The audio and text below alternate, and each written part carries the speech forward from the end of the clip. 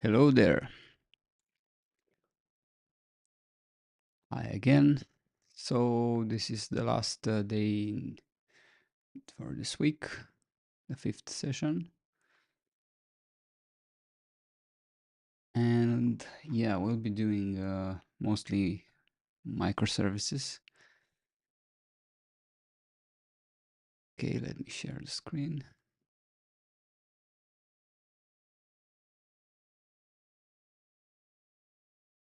Let's see how the YouTube stream is doing.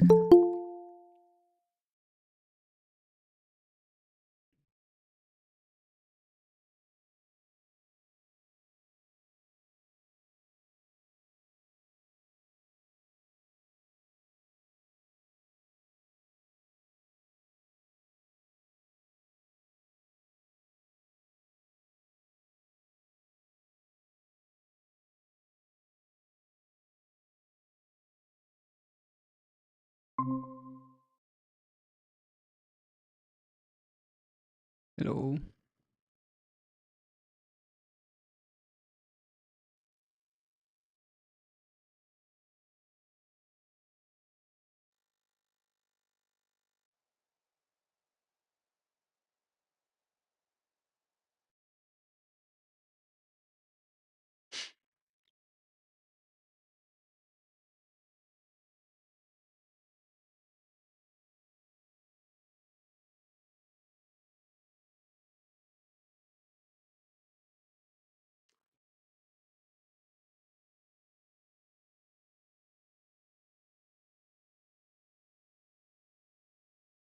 Hello, hello.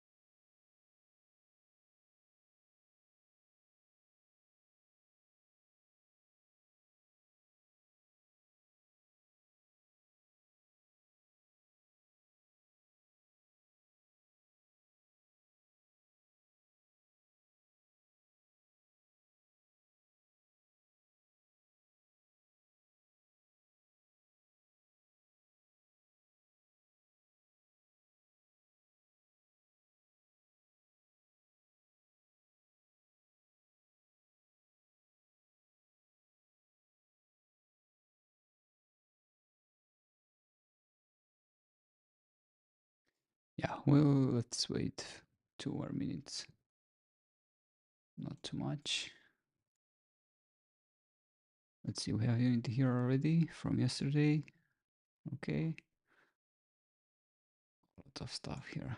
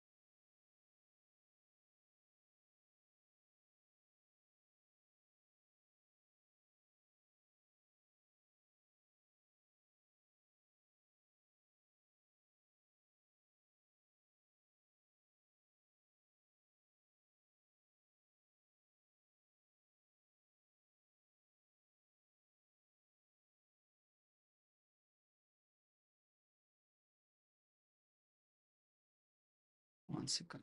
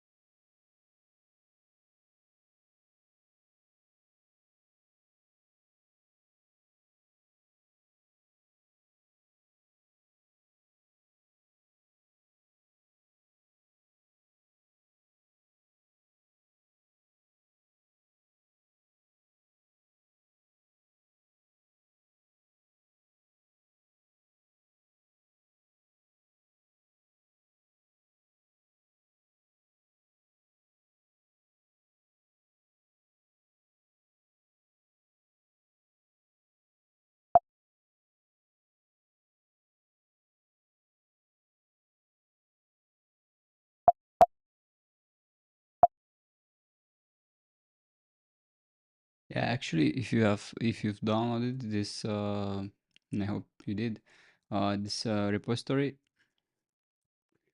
you have to uh, just pull the changes again. And actually, because the changes are not on the main branch, so for you to have these changes, you'd need to basically switch to now this branch.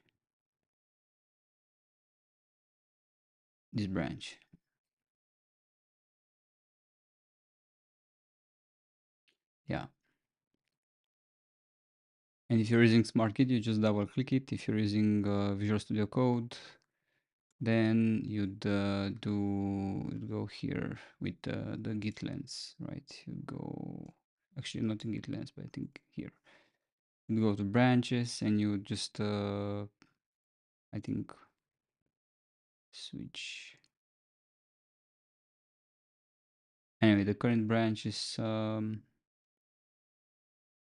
what's the current, oh, okay. Here's the current branch and I think you can click it. Okay, and you can switch here. You can click the branch, switch it.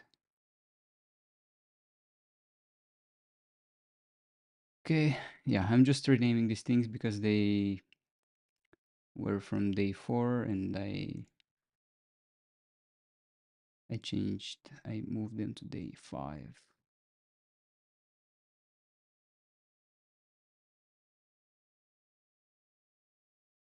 On.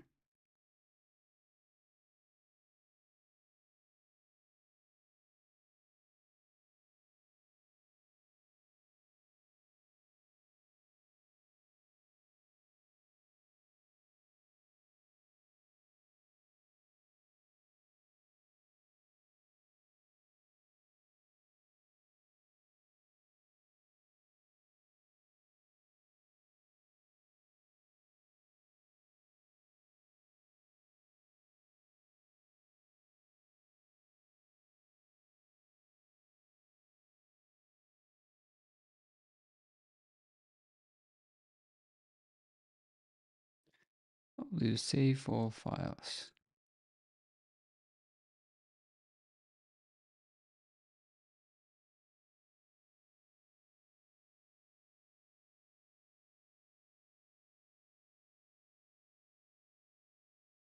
They seemed to work.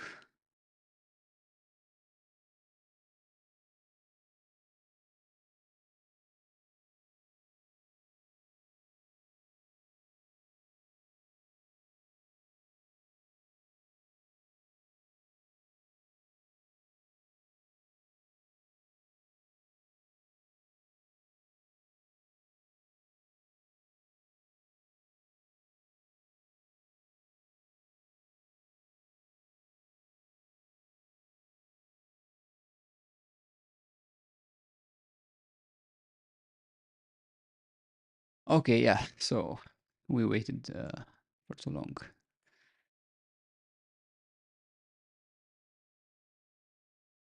So yeah, we can start now. This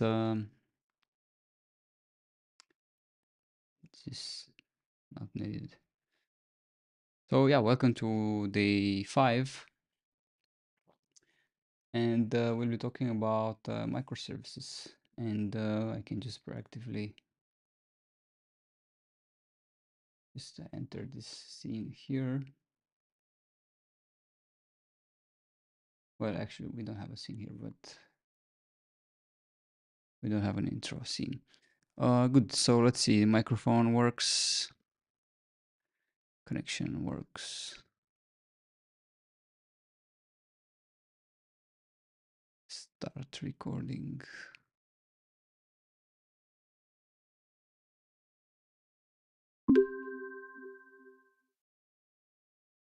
Okay. Good. So microservices. So we are at week 2, so second week, and we did some practical exercises. So we went through the code.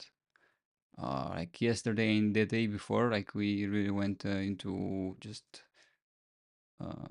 tapping the water in the coding realm, and yeah. So basically, we did some practice, but there's more to come, and I have this like my theory is that you should learn more to practice than through theory, right? But in this case, like you can see that there's a lot of theory and not maybe not too much practice. But I just made the slides in this way where we just talk about things and you don't need to um, memorize everything, right? Just what you feel it's important. And if you can, what I say that's important. And yeah, basically, we'll get back to certain things when we'll be implementing a game live. Like so, yesterday was like um, a glimpse into how you do something live, how I would program a game live. But it was an already made mini prototype. Um, but yeah, like next week or the week after, there will be like 3 days where we'll see how we'll work on that. How so if you will, I mean, ideally, if this would have been an in real like in-person course, like I initially intended, you'd work on your or on your stuff, and you just maybe live stream your screen, or just maybe ask questions, and I don't know if how it works virtually, like at a distance. I have to think about that, and yeah, I will ask you. We'll talk about that a bit later. But yeah, so we'll be mostly talking about these things, but specifically to microservices, we'll also be doing doing some examples. We'll be writing the code and all that. But generally, just don't get I don't know, disappointed that maybe it's too much theory, right? Because um, that's how it's structured. But at the end of the course, you'd just you will be you will have seen like an equal amount of theory and practice. Good. So microservices are stuff that usually lie on other people's servers, and some types of microservices are not even ours, are other people's microservices. So let's see, for example, we have maybe you have so microservices um, are probably, I mean, are used in most projects, whether you know it or not, whether you call it microservice or not.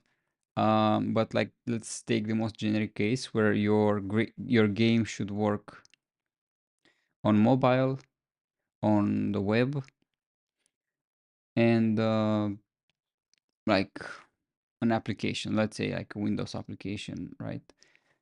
And for the most part, I mean, if your game just connects to your server, which is just a wrapper on a database where you have user accounts and like user stats, how much virtual currency they have and all of that stuff, and like you're doing it yourself, not using an existing solution for that. Um, you just use one API front end here, right? Um, but in this case, yeah, I'm not sure if this thing, but let's say like, yeah, you have a single thing here that communicates with your microservices. But let's say your game is pretty big and you have like a specific mobile API and then web API and third-party API. So yeah, it's not immediately obvious what this thing is. Probably if you're like a very beginner, like an absolute beginner. But here it will make more sense. So here are like the microservices. So you have like microservice for giving you weather data, or a microservices for storing your leaderboard.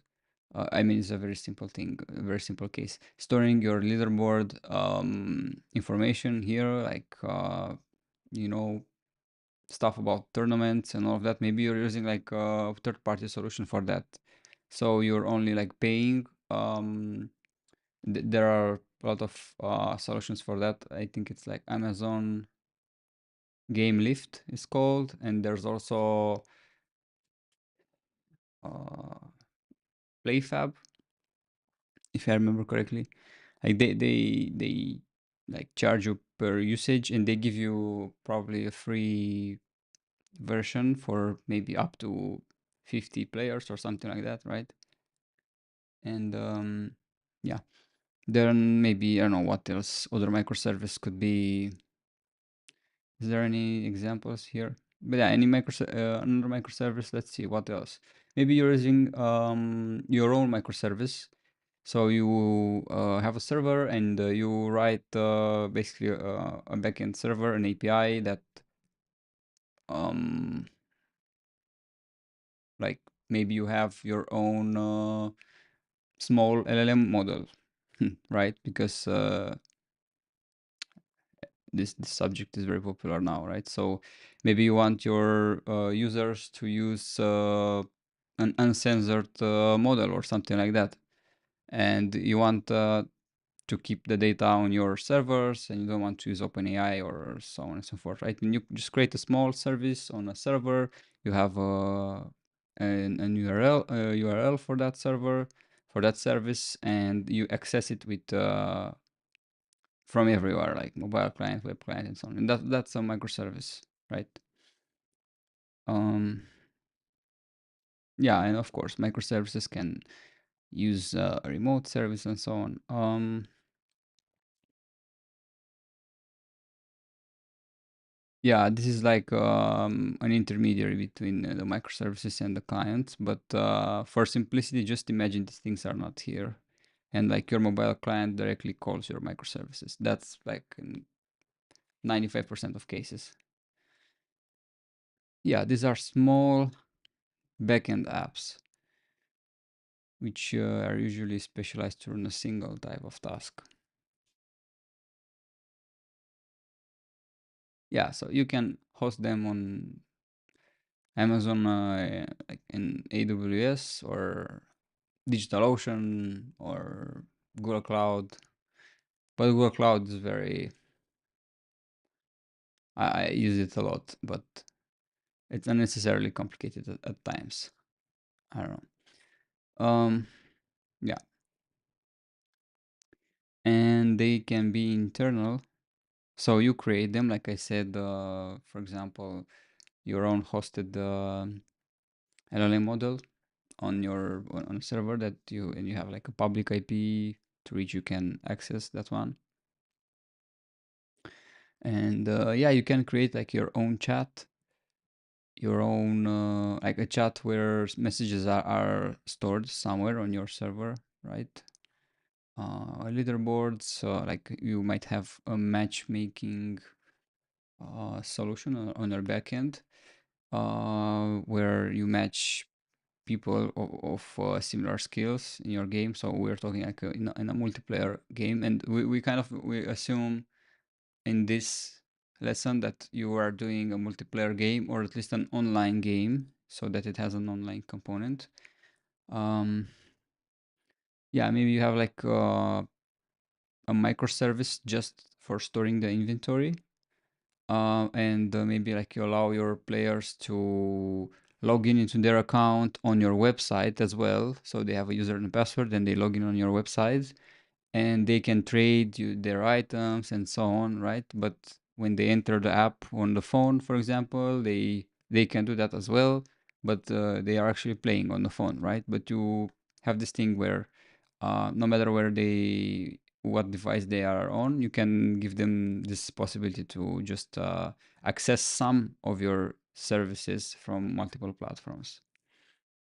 Um, yeah, in-house authentication services, um, in-house in-app purchases, which is a bit more advanced, like actually getting credit card or debit card numbers from your users and sending it to your backend and your backend processing it and so on. But that's it's more complex that way. You'll usually just use a plugin for in-app purchases, and most probably Unity's own built-in solution, because that's what most people use. I think it's still like uh, the most convenient solution. And yeah, you can have like in-house authorization, authentication stuff. Um, Ideally, you'd use a third-party microservices like from this category, um, like PlayFab as well has it, and there's also like Firebase also has a third-party authentication. And the last time I checked, they don't support desktop natively. I mean, they don't support it in the sense that, um, like in order to, I don't know, log in with Google or log in with Apple, you would need to write some custom code. But it's possible. I actually meant to say on desktop, right? So, uh, Firebase is works for mobile. It's mobile first, but you can also make it work for web and for desktop. You have to write some code, and we'll talk about Firebase. So it's just a thing from Google. So it wasn't created by Google, if I remember correctly. Google just acquired it a few years ago.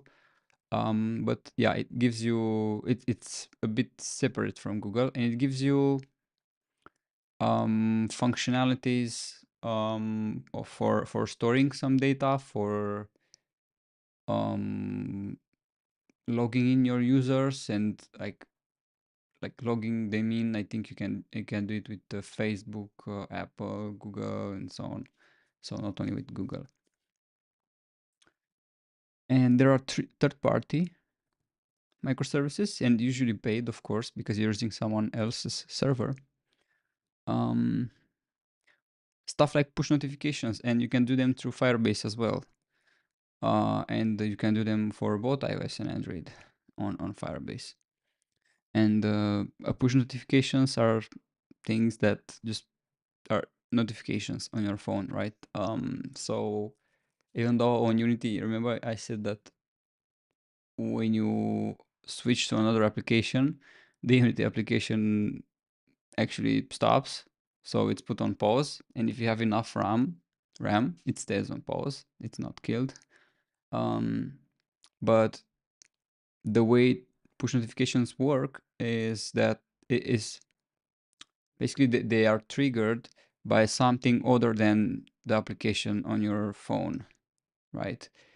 You can do it from there as well, but it's usually triggered from your server. So you have like, let's say, and most of the time, like you won't probably, like if your project is not enormous, you'll have a monolithic application on the backend. So you'll have just one program that does everything, like chat, leaderboards, maybe this thing, if you do this thing, push notifications, a lot of things. It's called monolithic application because it's easier to get started, and that's what you should be doing, I think, most of the time. If your thing is if it's small, or you don't know when it will evolve into something really big. And for example, maybe you have an idle game, or I think that's what it's called. So things where, um, those games where you're like a farmer and it takes like 6 hours to grow crops and so on and so forth. And the way it works, like the code actually runs on your server, and your phone is, so you need a backend developer, right? Or you should be a backend developer, and you can use C# with .NET now, so you can use the same language. Um, and yeah, so your client application is just like a window for the backend game. So the logic and everything happens on the backend, and let's say like you even close your game, whatever, and you're on your phone, and when your crops are ready, you get a push notification on your phone that hey, the crops are ready, or you get an invitation, or you've got an invitation, right, to like a friend of yours invited you to a match, and right, and you get a notification for that. But that notification was triggered by your backend, so your server that called Google's servers and told them, hey, send a notification for this user, or send a notification for all users of this application, and then you just see the notification, right? Um, and that's like really powerful. Like if you're doing such um, mm, such project. So if like there are asynchronous events like that, you don't want your user to enter the application to see notifications, right? You want to notify them. Yeah, so you can use third-party notifications, weather service, ads, in-app purchase, OpenAI LLM models, or whatever, Anthropic, etc. Authentication via Google, Facebook, Apple, and so on. Instant messaging, um, and yeah, I mean, to keep it simple, you can just download an instant messaging plugin or asset that so somebody else has created it, the visual aspect of it, and you just communicate with your backend server, right? You just or you have that monolith, like I said, with instant messaging. So like a big server that does a lot of things, including instant messaging. And instant messaging would be just a wrapper on your database, right? You have your chats, and that's it, just messages. But of course, there are a lot of third-party solutions that are paid, and maybe they also allow like video calling and all of that, and you don't even need to care about your backend. You just log in your users, and they can just start. So you can even like have your game and have no server if you want, because you can, for example, store everything in Firebase, right? All of your configurations and so on.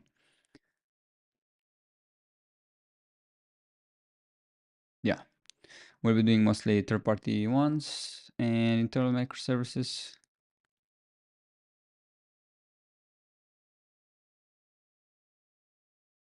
Yeah, so internal microservices, like which means like splitting your monolith backend, so a single big application of the backend into multiple microservices.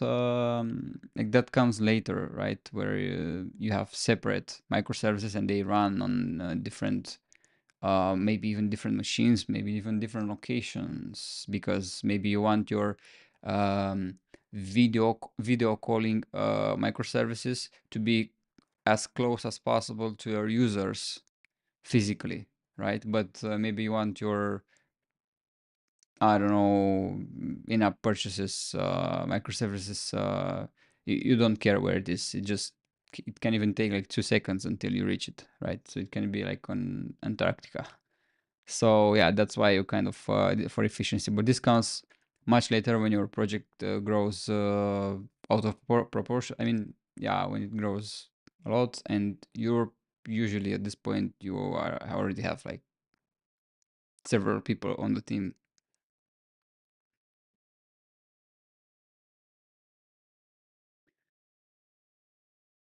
Yeah, we'll see. I don't remember if we will do all of this. I think we won't do ads. Um, yeah, we'll do authentication with Firebase. We'll do chat and the data storage via Firebase, and notifications, if I remember correctly. So yeah, currently I have this thing. So go to firebase.com, register, login, and press go. Go to console in the top right. So let's see if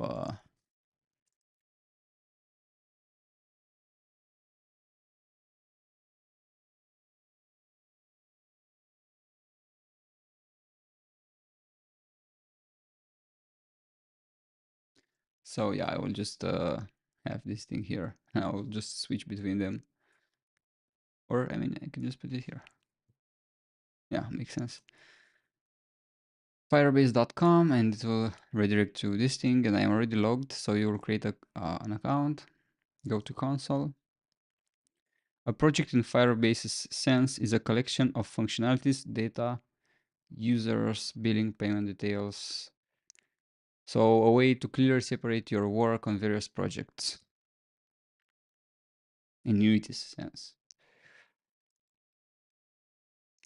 Yeah, so you can even have a project for your own company where maybe you have like a slots machine game, but you also have a racing game, but they are accessing the same microservice where you have like the profile of your player and it's shared between games, and when they do something in a game, it might appear in another game, or you can like unlock some bonuses, right? So yeah, they can do lots of things. So it's not necessarily a one-on-one thing, association between a Unity's project and a Firebase project, but most of the time it is, right? And for just when learning this, it's just it makes sense. So I've created this, so you do create project, right? And let's see, when to create a Firebase project and when to reuse one. Yeah, I usually keep one-on-one with front end. So you have this our project. So the purpose of our project is to learn Unity, and yeah, it's called array that Unity. So I've created a project in Firebase for that.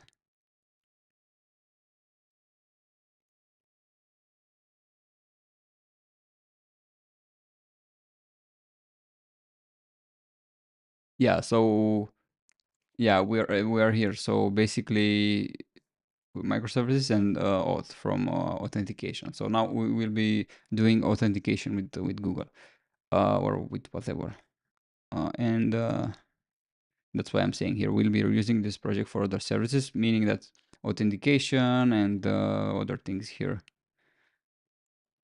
But it's still for our Unity project, right? So it's a one-on-one thing. So add a project and let's call it whatever you like. And I called it this, right? Step 2, disable analytics, and we'll enable it only if needed. And I think this is like here, I think can whatever continue, and yeah, this is what I'm doing, right? But it's not important. Continue, and then we'll go to build authentication. I mean, maybe you're just struggling with creating an account or whatever. I'm just let's just say like 1 minute or something like that, right? Just don't want to rush you if you're watching this live.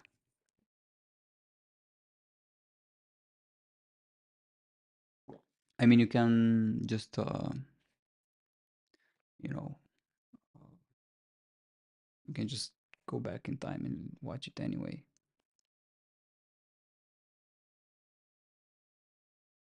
So yeah, let's continue actually.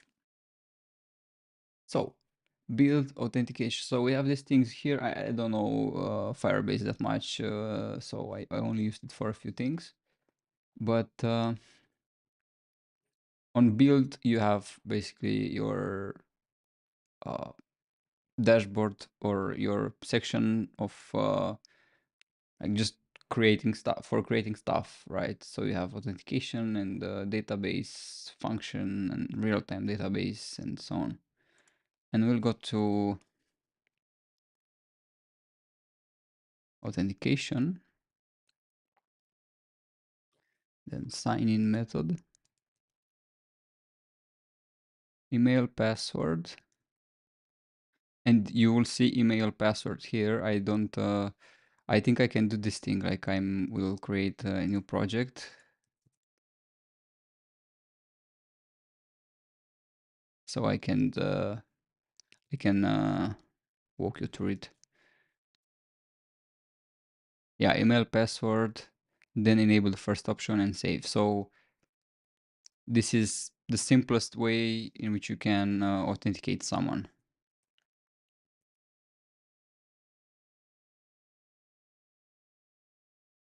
So yeah, now it's like you're on a new project, authentication and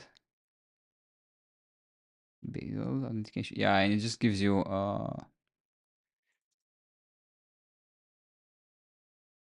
get started, sign in method, email password, enable, and you can also like email link. So you link you send a link to your users. Password is sign in if you want. So nice. You have this thing here.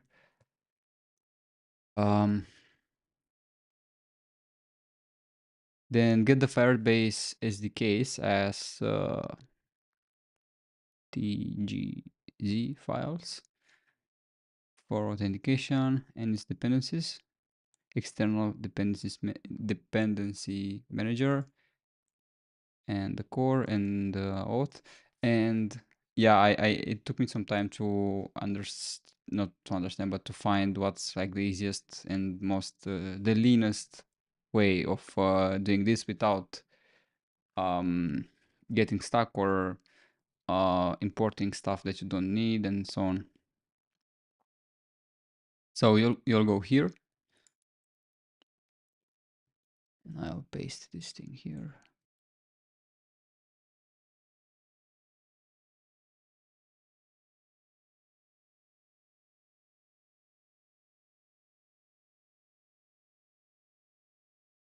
Okay, and you'll download the external dependency manager. External dependency manager. And actually, I don't know, I don't specify the version. I should specify the version. But anyway, like, I mean, if you're watching this like after 2 years, 2 years after I recorded it, you need to, yeah, you probably won't be able to use this version. So yeah, but for now, just use this one, like 1.2 point, or actually, yeah, let's see. So external dependency manager and the core and the auth. And let's see. This is the firebase.auth. And the auth one is, yeah, it's 11.9.0. So it's this thing. So basically just download this thing as TGZ, right? You just download it, authentication, and then the app, Firebase app, which is the core one, and I think it's called core. We have to find it. Oops. What did I do? Fire, not fire. Dot core.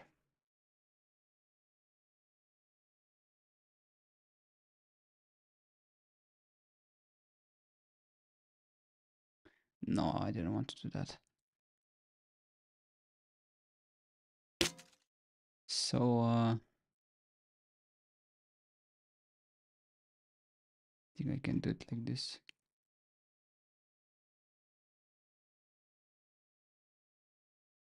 Yeah, so I have to see how can I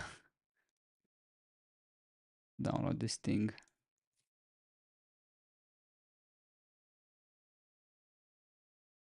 So again, let me just refresh. Firebase authentication. Good. And Firebase authentication depends on, yeah, depends on these two things, external dependency manager and this thing. And yeah, you just downloaded them. You see there TGZ in the bottom left. So you download the external dependency manager and the Firebase app, which is the core. And you have them here, right? And you go in your project, if you're in Finder, and you go to, so this is the projects folder. And let's see, let's go here. It will say what will you do with them. And import as instructed here.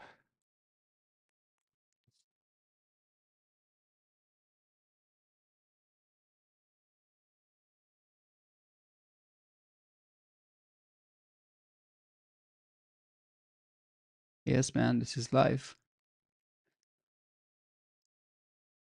So microservices, we are talking about microservices. And yeah, so if you're like an absolute beginner, uh, yeah, you might not use this immediately. If you're intermediate Unity developer or developer, or yeah, if you're like an intermediate um, Unity developer or developer, these things it will become immediately obvious why will you need them. Yeah. So I posted how to import these things. So yeah, you, after downloading the TGZ, import them to your project using one of the following methods. And I recommend this thing. Just do stuff manually so you can understand them, how they work. Create a new folder next to your project's packages. So name it Google Packages. So you see, this is your project, and this Google Packages, this thing, this folder, I've created it. And I've downloaded our so this is the dependency manager, and the Firebase app and Firebase auth. And these things, don't worry about them. They're already here because I've added them. Next slides, we'll talk about them, right? So these three things. And these have like the same version, but the dependency manager is a bit different. It's like a standalone thing, and it has a different versioning series. And they are these things here, right? Good.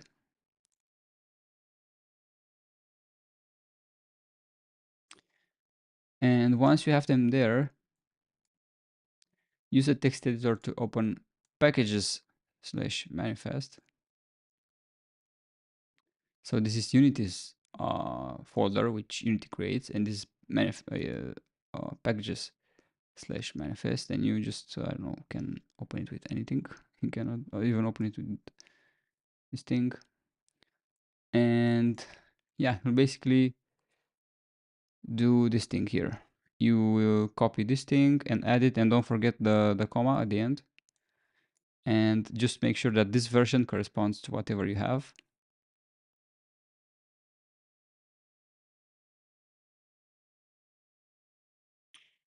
No, this thing.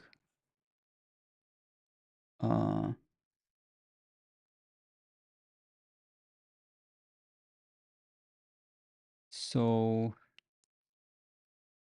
Ray packages manifest. We have it open. Okay, here, text edit. So yeah, I pasted that thing here and gave it the version that I had here, right? Then we do the same with firebase.app, which is the core, the package that all of these things depend on. There's some like base functionality for Firebase. And yeah, we again copy this thing and add it here.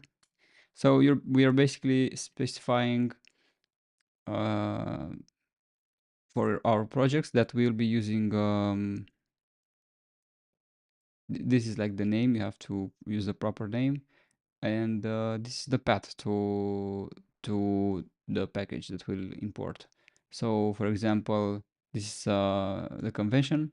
You write like file colon, then dot dot, which means go one step back.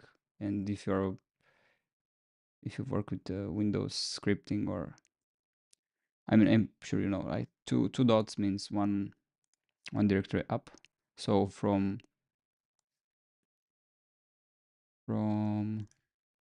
here from here, like, go, because it's relative to the manifest, go one level up in where in file system, and then go to the Google packages, and it's exactly what it says. That's what it says here. See, one level up, then Google packages, then this is the file itself. And you do this with for app and for auth, right? And what it does, it says to Unity, hey, I will use these packages and they are here.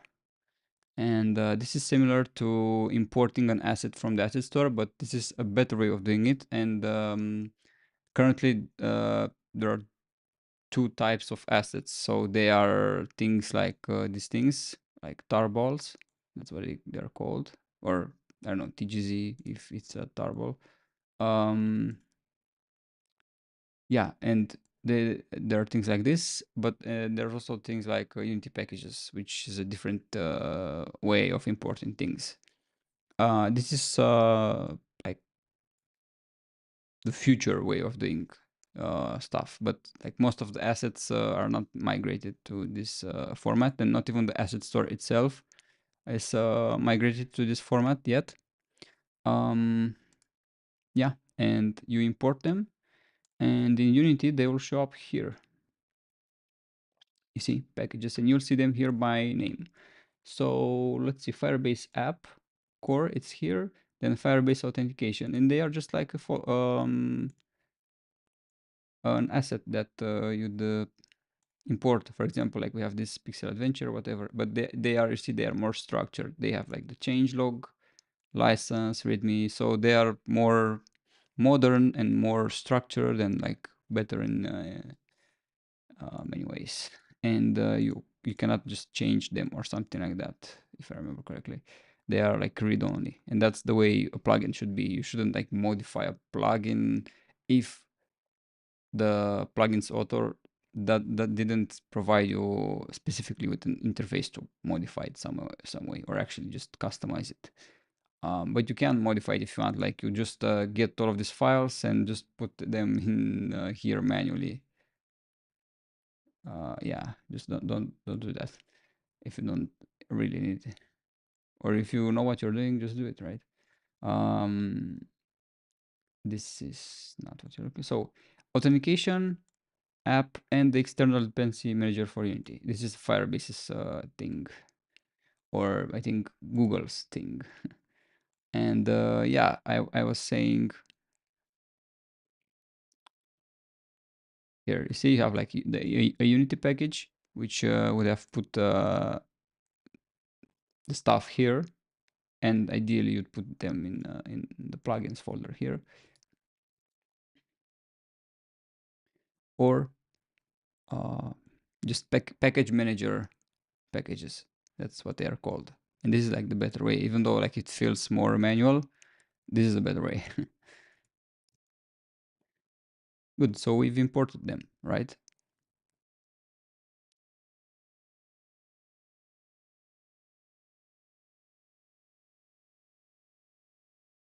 Yeah. And if you get this thing, 1 second.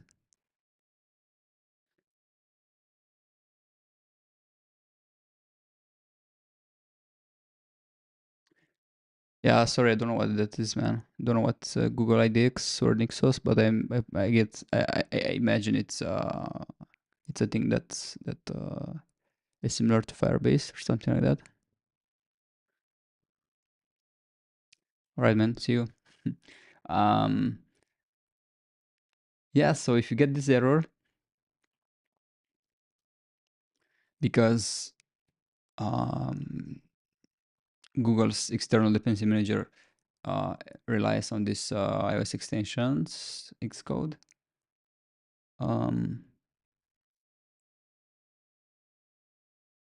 You will hit Command Shift B or Control Shift B, and you'll go here, I think, I think here, yeah, and you have a button for, or at least if you select this thing,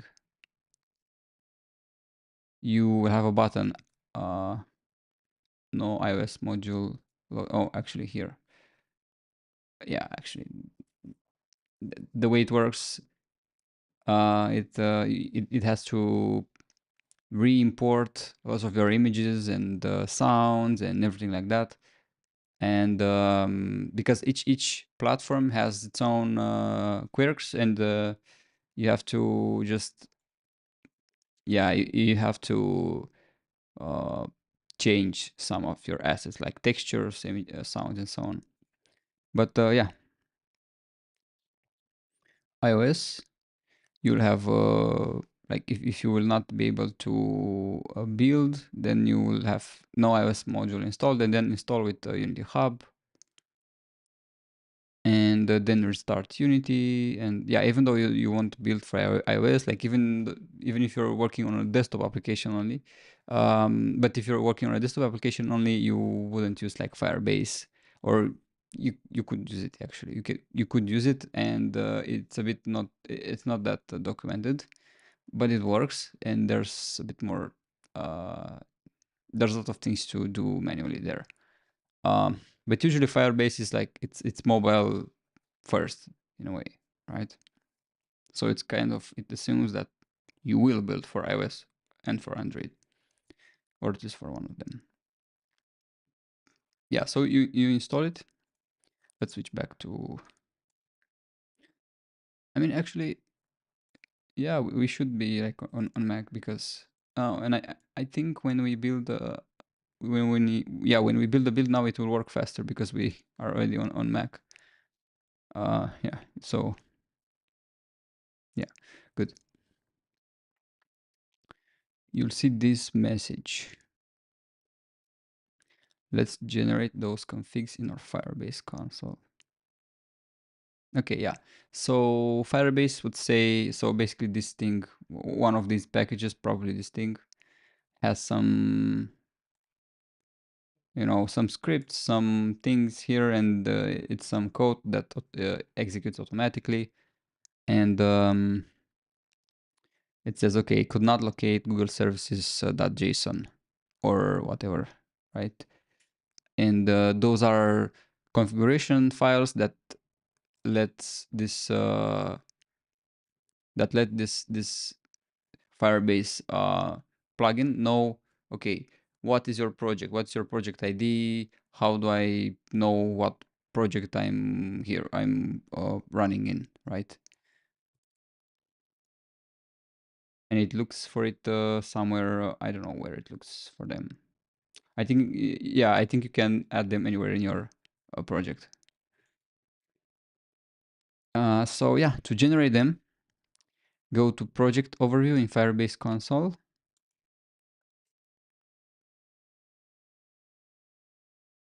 Project Overview, yeah. And we are like on Spark plan, so it's free for I don't know how many users or how many things, right? Um, yeah. And select the Unity icon. Register it as an Android app for simplicity. Firebase focuses on mobile. That's why we have to set this up, but this desktop is also supported. Use the same package name you set in player settings. So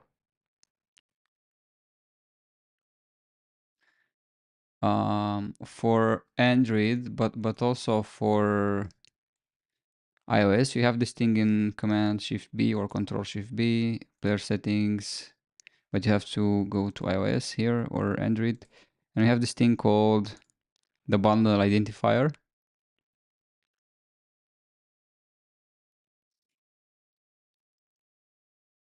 Here, which is like the package name, and you also can see it. No, you cannot see here.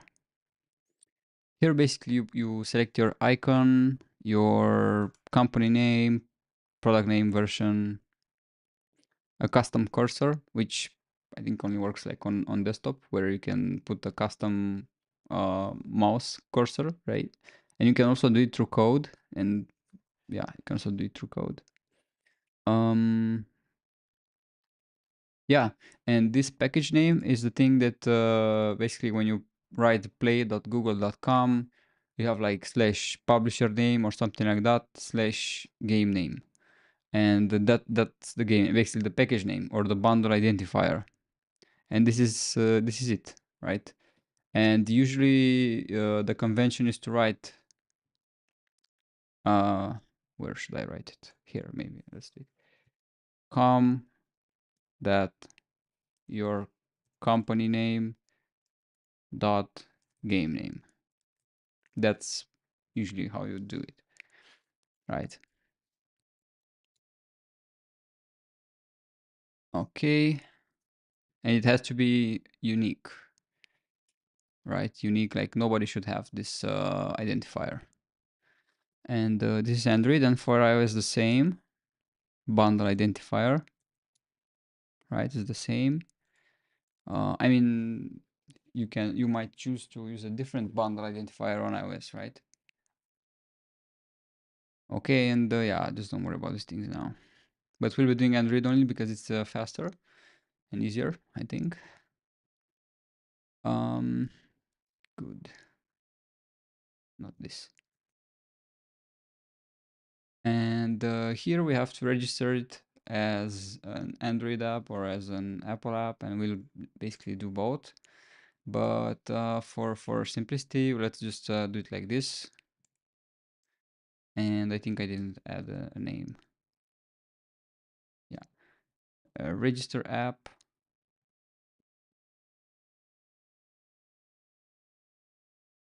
You see, and now you can download this Google services.json and can directly, I mean, can directly drag it here. I think I don't know for sure if macOS allows you this thing.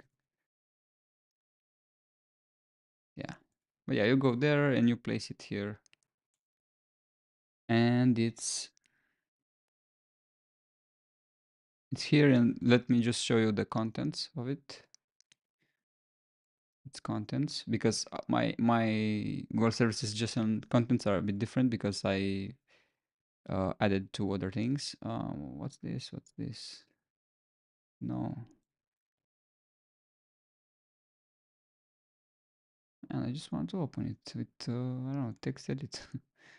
And we have some things here. These are, I think, some um, private private things. So basically, if you use this thing, basically you would use my account. But yeah, it's limited and it doesn't matter that much. So this is the project number, the project ID, doesn't matter. Android client info, whatever. Yeah, for an Android, it says like this is the package name, and for iOS, you'd also have another entry here. Services, other platform, auth client. I think this refers to the user and password authentication type that we've enabled. Good. Yeah, and that's your Google Services JSON that allows Firebase now to know that that's our project. So you will see stuff. I mean, it says next steps and you download Firebase SDK for Unity, but don't do that. We've done it's not, it's too much to do this, right? You just import what you need, the small things, and you manage them yourself, and you know them better, and so on and so forth. That's why it's really important to have someone to recommend you how to do things. It helps you a lot. It prevents headaches. Yeah, download, import them. Yeah, if we'd also use iOS, property list file would be imported as well. So you just put it near this one. Just Yeah, so skip the next step, of course. Using Unity packages files is not recommended if you can do it the package manager way, which we already did, right? With that manifest.json. And if you're a web developer, you see it's very similar to how you import stuff like in Node.js and so on, or in npm, right? Yeah, and you'll probably see this thing when you first see this thing, or maybe when you first import this Firebase, you'd see this thing, and yeah, enable analytics. Just don't enable it if you don't need it, and you don't really need it, right? It's for Google. Um, but I mean, if you love Google and you want to just help them, just enable it. And if you are not working on something extremely top secret, I guess. Um,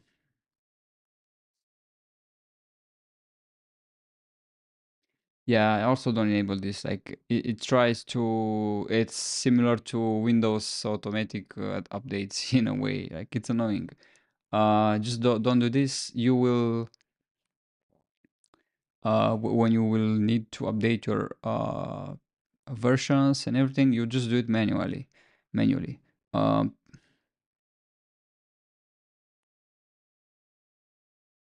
yeah, you do manually like assets, external dependency manager, Android resolver, resolve. You just do it manually and there's an error, or I don't know, you want to update for some reason. External dependency manager, which was created by this thing here, right? In the similar way that we've created this build, right? Remember? They've added like a menu item, assets. Come on, man. What's wrong with you, Unity? Yeah, Unity just Unity doesn't like me at this point. I have to, yeah, Unity sometimes it does so many things, so it has to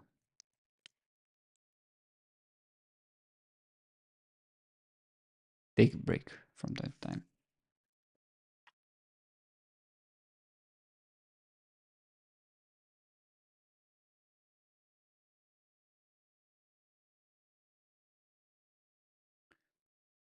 Assets, external dependency manager, Android resolver, force resolve. And what that does is it updates, I think, the packages themselves. These things, this and this and this. Um, yeah, to the new version if you want. Control Shift B install the Android module if needed, then restart Unity. Yeah, so if you do Control Shift B or Command Shift B and your Android is not installed, just press install with Unity Hub and you do it the same. Yeah, it's basically it will go in your installs, so you can have multiple Unity versions, and you'll basically see something like this, and you'll see Android build support, and you'll see these things uh, checked here, and this one will be checked like previous time where I talked about installing the Unity, the iOS build support, and you just install them, and yeah, then restart Unity.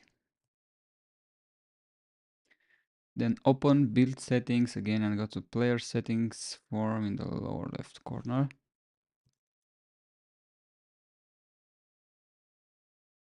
Yeah, basically either like this, you can do player settings and it goes here, or just is the same if you just select them from here. So these are basically settings for various platforms. Go to other identification and enable override package name. Okay. Okay, so I've already talked about this, but yeah, it was the other way around, so I shouldn't have been that proactive. But it's all right, no problem. So basically, you had this by default. Maybe you didn't have this thing, right? And you enable it, right? And you put the same name as here. Yeah, yeah. Usually already decide the bundle ID from Unity, and then use that in Firebase.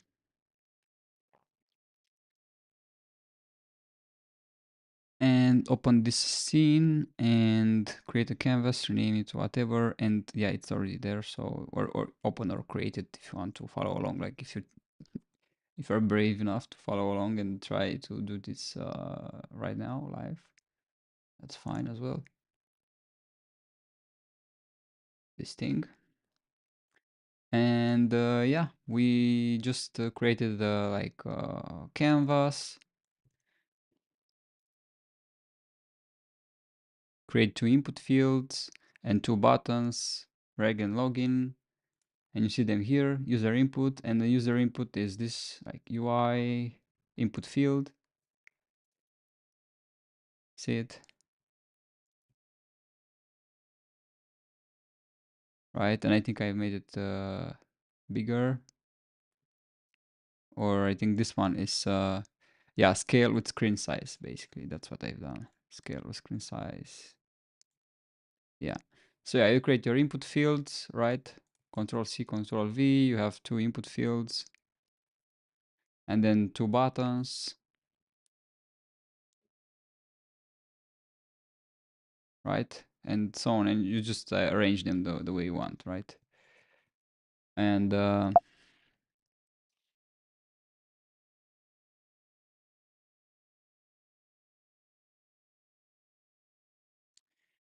yeah, user input is the user input. So this is like Text Mesh Pro input field. This is the component that allows you to write text. And of course, we'll let the user to write the text. And yeah, I don't know if I've changed anything here, but I think at the password, like you can set input type to be password or something like that. Content type. Yeah, you can write like password, and when you see, right, when you write something, you don't see the password, right? If you want that. But we're keeping it simple here. And to change this hint here, you just go into each of these things and you have like text area and placeholder. And you change the placeholder to whatever you want. And this thing will change, like will disappear when you start typing something.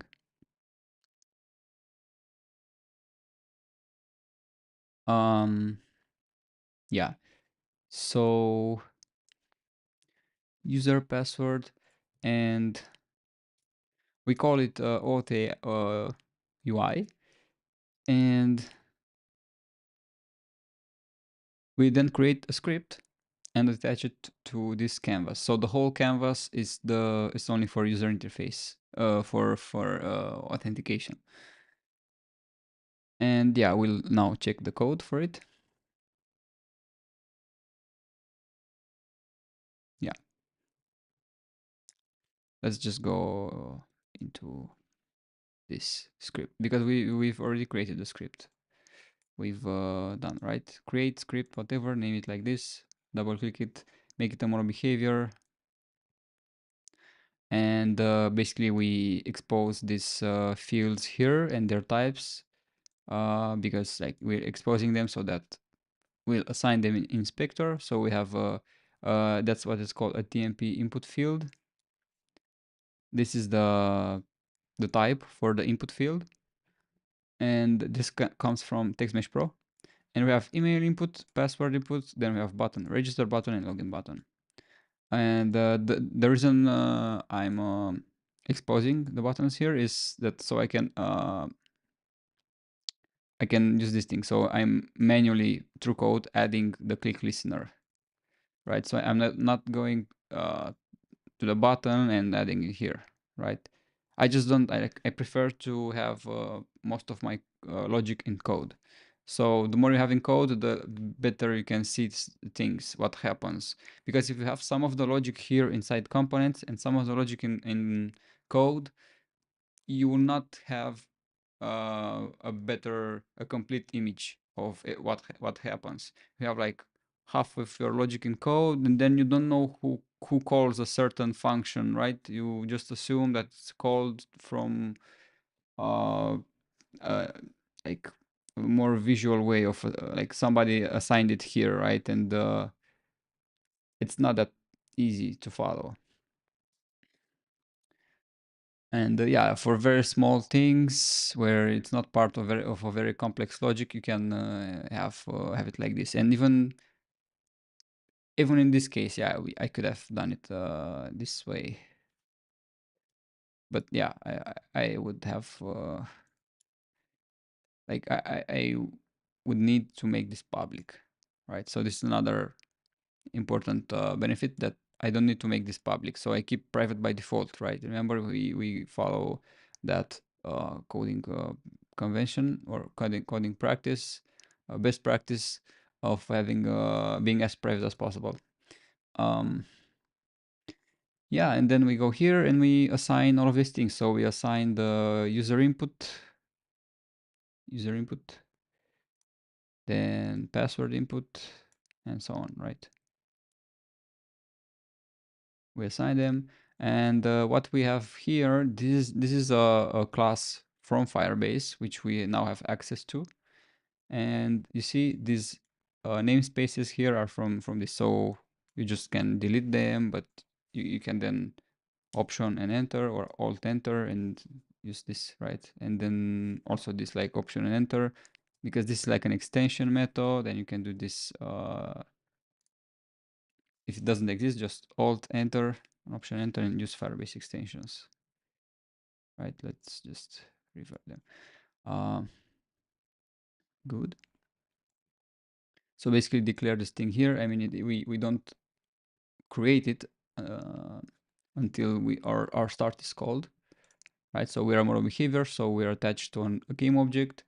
So we have like a start function that will be called for us, and we assign this instance to have it here. So, and the way you do it, it's like this. So it's already like created for you, or it created like this. It's this is a singleton pattern that we've talked about. So it's a single instance per your whole application, and you access it like this. It's an existing instance, and we add our handlers for the on click. So on the login button, we'll do login. On register button, we'll do register.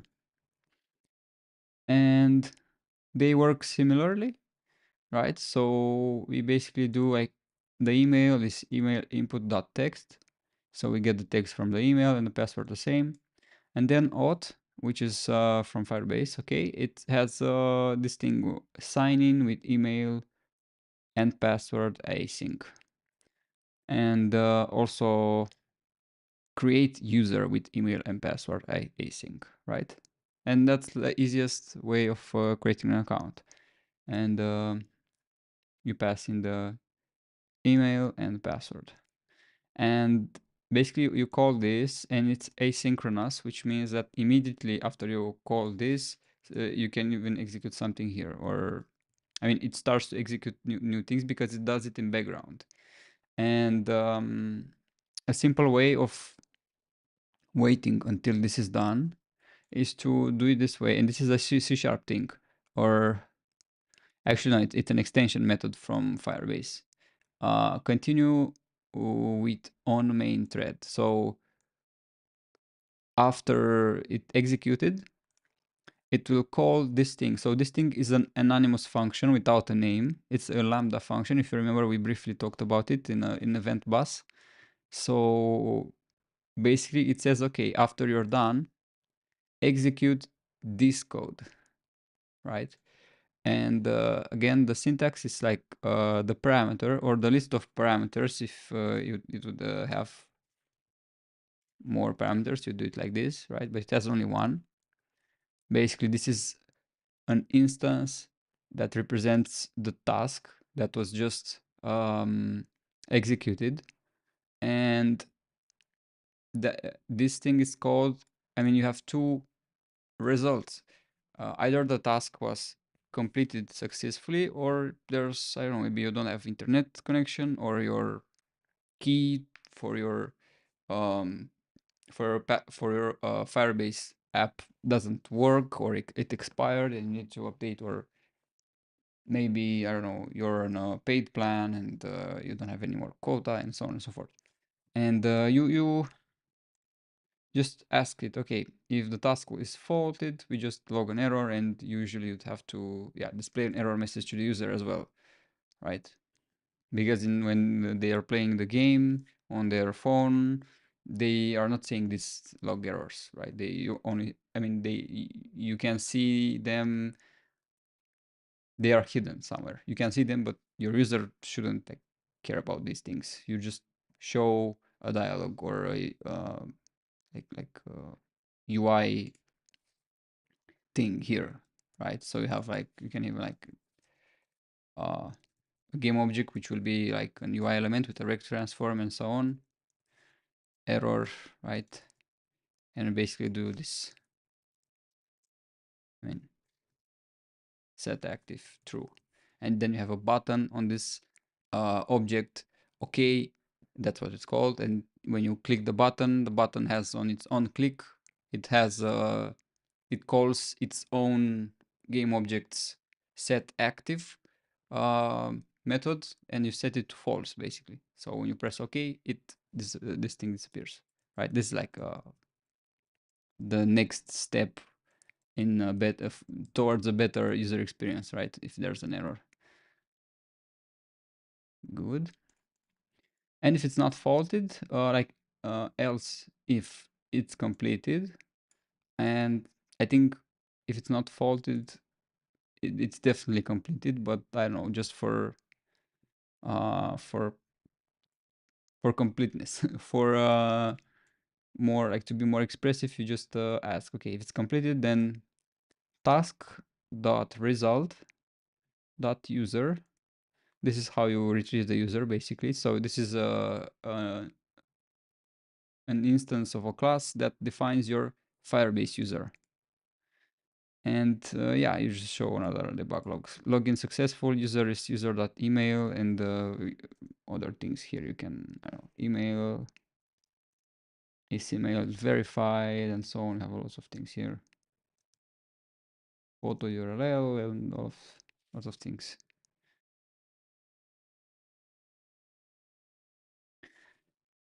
And handle register works exactly the same. You have create user with email and password async, and it's exactly the same thing. Yeah, and if it's faulted, you can also like get the exception. Remember we had those things where if something we did new basically you create the exception object here, right? So somewhere in the code an exception is thrown or whatever, and you'll have access to it here. Good. So yeah, that's how this thing works.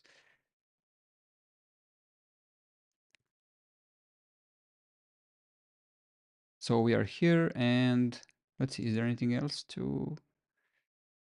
Yeah, so let's play and register the first user.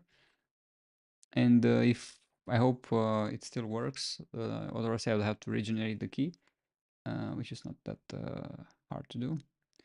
Let's create like a at a.com and the password to be 1234. Register.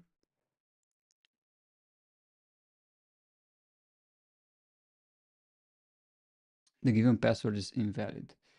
Probably because it's too small, too short. Oh, okay, yeah, that was the problem. So, registration successful. Uh, so we've just created our user. And this use auth emulator, this is a thing that you can do here in player settings, in script defined symbols. You can, if you write this thing here, and there's a lot of things that you can write. But if you do it like this, and you apply, and basically all of your scripts are recompiled.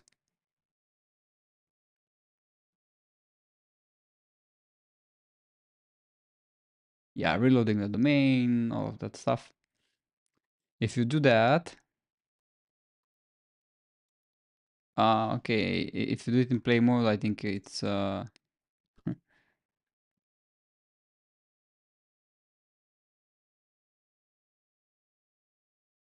shouldn't do it in play mode. If you're in play mode, it undoes it.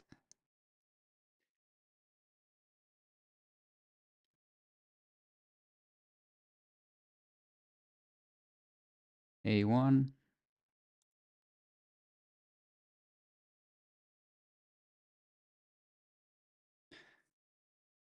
Well, it means that it's not for this thing here.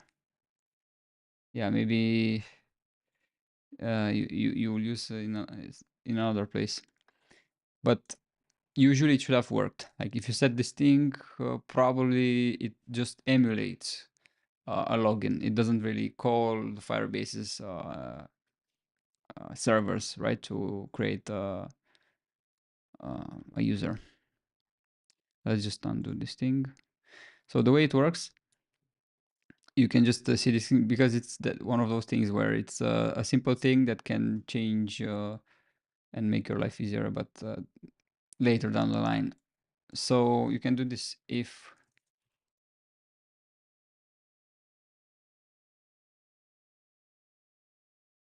so. This is the method, right? And if this is set in your scripting defined symbols, this will be true here. And basically your compiler will include this method in your code. But if it's not, for example, let's use another thing. You see it graded out. So basically this will not be included in your compile in your compiled binary in your the thing that you ship to your players. And you can do a lot of things with this, like if whatever and whatever and not whatever, then you can put it like this, right? Basically, you can do any, uh, yeah, any combination of conditions that you want here.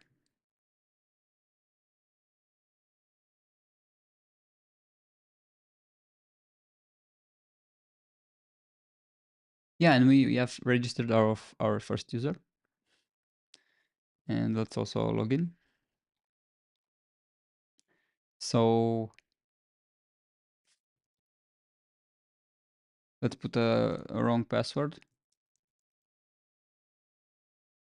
This is the wrong password, an extra 9. Failed. Something, something. Something, something. It doesn't say. It doesn't say, I think I don't see it. Well, yeah, it doesn't say it. But it's that extra 9. Login successful. Bam. Good, and that's how it works with user and a password. Yes, and to see our users, go to Firebase console, then build authentication. And we'll not use this anymore here because this was just for an example, and we'll be using this. Authentication users, and we have this a@a.com. And this is like the user ID that Firebase created, and providers emails because we're only using the email provider. And yeah, you cannot do much because it's just a simple account. You can reset password, which sends them an email, disable, delete, and so on. You can add a user yourself if you want it and a password. And the way it works with the passwords are not usually saved. On the servers, most servers only store a hash of your password. So something that can be generated from your password, but from which you cannot generate the password. Right? So in most applications, most services around the world, nobody can tell what your password is. They can just reset it for you in the sense that they send you an email with a link to reset your password, right? And there are some irresponsible people that store passwords in plain text in database, and that's a horrible thing to do. Yeah, and I was doing that as well at some point, and yeah, not like maybe 2 years ago, right? So it's not like I knew it all. And yeah, somebody told me use a hash, man. Don't store passwords in plain text. Yeah. Um, yeah, and we see the users. Yeah, now you have a register login for free as long as your game doesn't get too popular. So you have like 10,000 people or whatever, 100,000 people, you'll start to pay for it. And hopefully you're already making a lot of money, so you don't care about $50 per month or whatever, right? That's the premise here. Yeah, so we don't have time to look into logging in with Google, but I really wanted like to try this.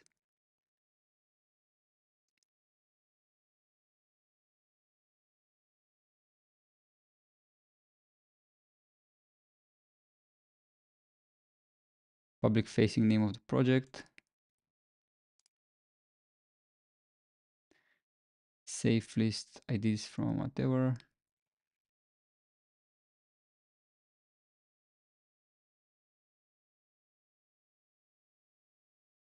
This is for, I think, when you're creating a web application, so in your browser. Yeah, so it's not in our slides, but I'm just trying. I mean, if it doesn't work in like 5 minutes, we'll drop it because it's nice to have login with Google, right? I mean, it's the most important thing. And when you enter an app and you just press a click or login with Apple, let's see. Download latest configuration file, enabling Google sign in for the first time creates a new auth clients which are automatically added to the config files for apps. Download and replace the configuration file in apps so that you can use Google sign in for your apps. After replacing, OK, for Android or for Apple apps.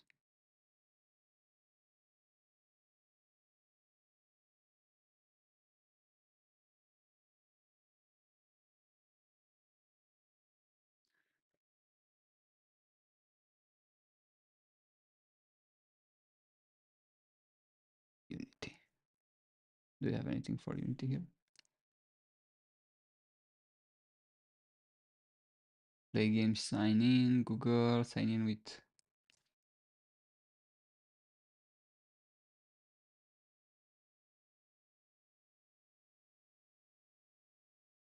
authenticate with Firebase. Ah, okay, it's more so the way it works, you have to store a Google ID token in your um local database.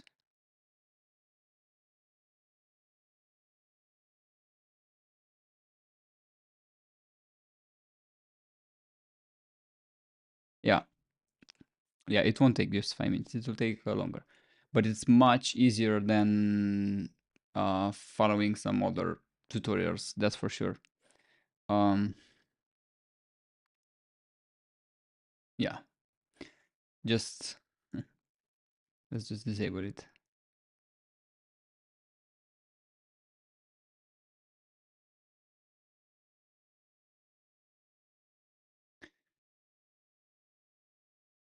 And yeah, you can add phone, anonymous, like you can have like a guest account that you later link to another account. Apple, GitHub, Yahoo, Twitter, and so on. And the way it works, if you use sign in with Google and you're doing it on an iOS app, which you of course release on Apple App Store, they also enforce this using also sign in with Apple. So if you're using only email and password, it's fine. But if you're using any other email provider on Apple App Store, you also need to provide Apple sign in. And I think it also works the same on Google. So if you're using sign in with Apple but you're in Google Store, they enforce you to also force you to also use sign in with Google. But I'm not sure about this last, I think. Good. Push notifications. This is a thing that will be very useful for you if you're creating, like I said, an idle game where you are a farmer and you grow crops, right? Yeah, friend requests, game requests, achievements. It's your turn, right? when it's a turn-based game like Go or chess. Let's add the dependency for Firebase cloud messaging. We download this thing here, which I've already downloaded it.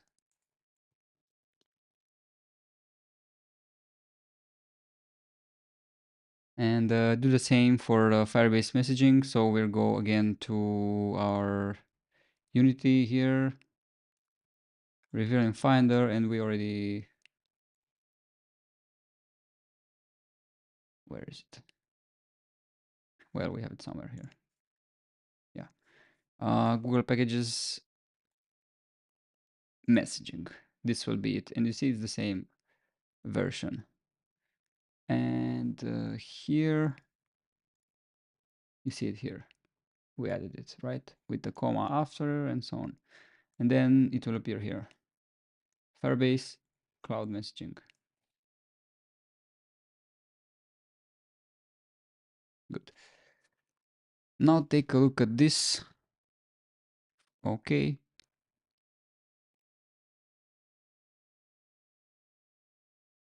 Let's take a look. Discard changes. Discard changes.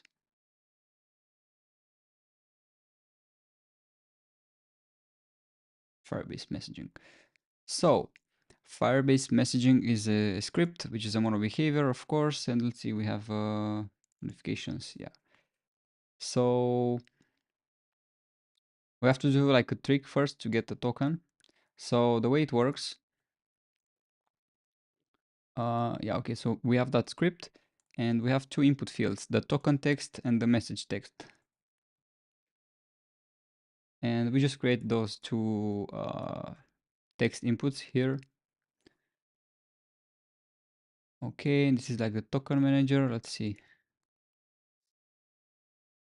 Okay, yeah, the script is on this object. So we've created a new object and added this new script that we've created now, right? The Firebase messaging script.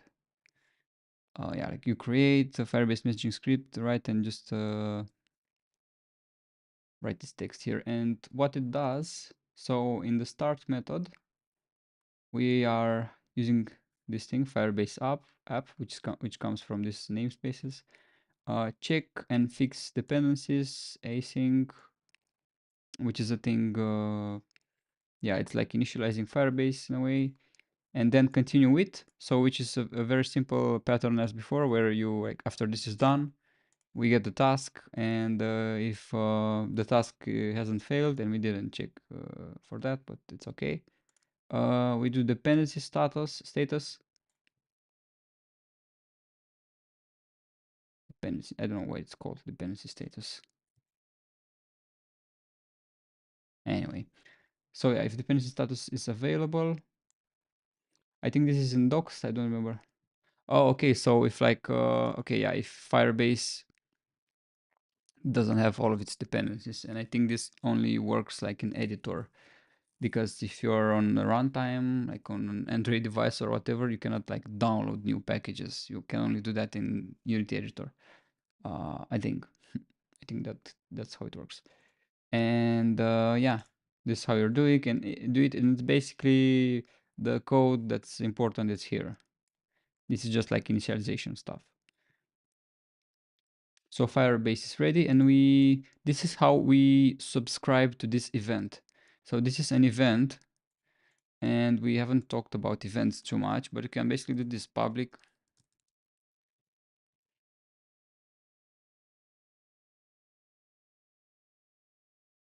action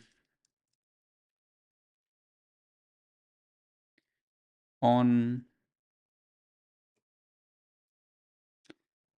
on or I don't know, something like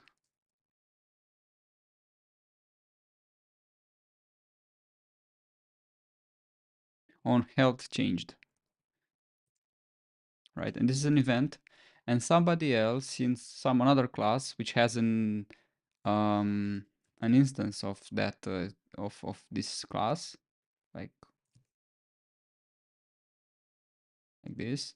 You cannot do this in code. You cannot create mono behaviors like this but just for the sake of example, because you cannot just create a mono behavior, you have to use the Unity's way, like new game object, add component, this thing.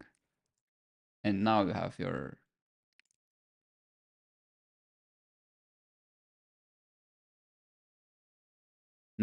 component. Like you've created one on a fly. It basically, when you do new game object, literally a new game object is created here at runtime, and you'll see it here. And you can give it a name and name, whatever, right? Okay, but let's go back to our things. So you have this thing, and you do c dot on health changed.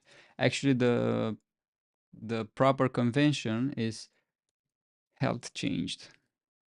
That's what the event name is. It's called plus equals, and you see Visual Studio just helps you. You press tab, and it creates it for you, right? You see, and it's just a function, right? And the convention, the better convention that I recommend is on health changed. So it's obvious what it's from, where it's from, right? So when the health changed, it will call this for you, right? This thing. And basically, so imagine like this happens in another script. So another script is interested if our health changed, right? And I don't know, somewhere in update or whatever here, we call, okay, health change. Then we do this. And this is how you call the event, actually.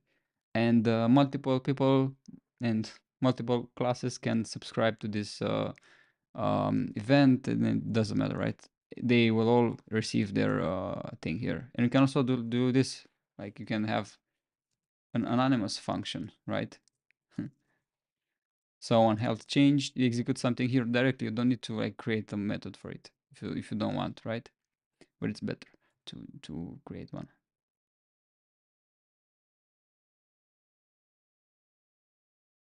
And now you know about events as well, which is a C# thing. It's not a Unity thing. And you can give parameters to events. So you can give them like this will get an integer parameter, then a string parameter, then a game object parameter, right? So you can just get parameters as well for it.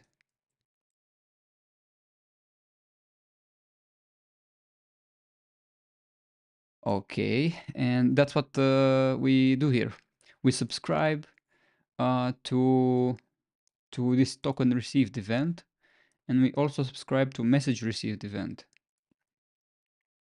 And then we call Firebase messaging.get token async, and we do continue with token on handle token. So after this method is called and it executes, and let's say like we assume that it always executes successfully, we get the result here, which is a token, which is just a string, which is probably like a secret or like a password, right? Which uniquely identifies the current device. And of course, you need to add the GDPR and all of that stuff in your game, but don't worry about that. That's a thing that will come much later. Yeah. So yeah, it uniquely identifies your, I think, motherboard if you're on a desktop.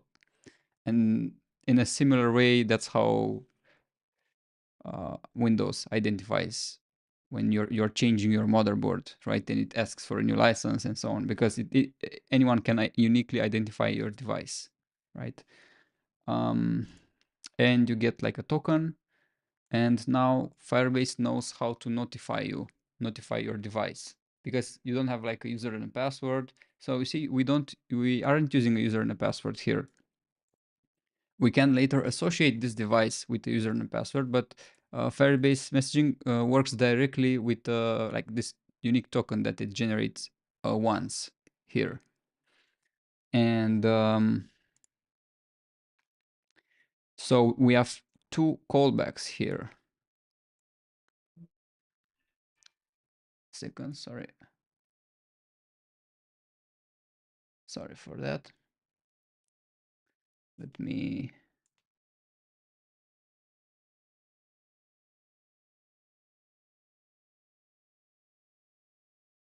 Yeah.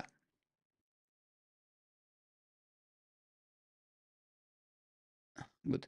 So we have two callbacks basically, and I wouldn't have done it this way. I don't really like it the way they did it. It's not that nice. But this thing, it's called when we first receive the token, and basically when this is called when Firebase detects that we have this device never asked for a token, right? And it gives us a new token. Bam. And it calls this, so when we call get new token async, if we haven't received a token before, it gives us this, it fires this event, which calls this method for us, and we get our token, which is here, like args, token args, which is just a class which has the token, which is a string.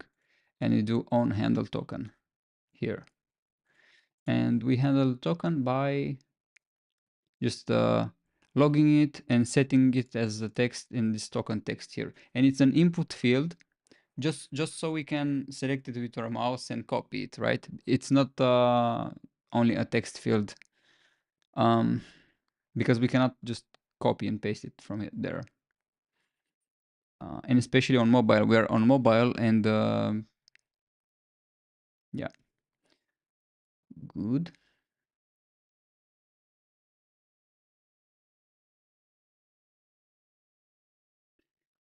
And message text, we'll see about that. And okay, yeah, so first, if we haven't ever received the token, we'll get it here, and from here we directly handle it, so we show it to the screen so we can copy it. And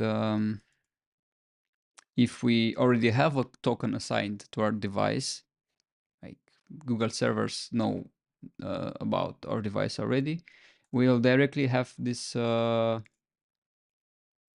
thing here called for us, I think, or I think it will always get called or something like this. And we will get the token, right?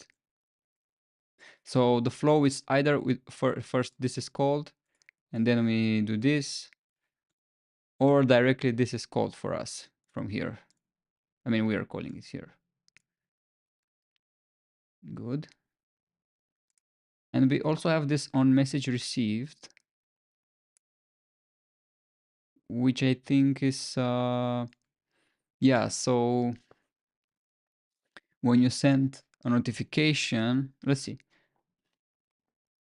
called when a push notification comes in and the app is active, foreground. So if we are inside our application, we don't need to show the user a notification like, hey, it's your turn. We should just have a game object, right? Like, um,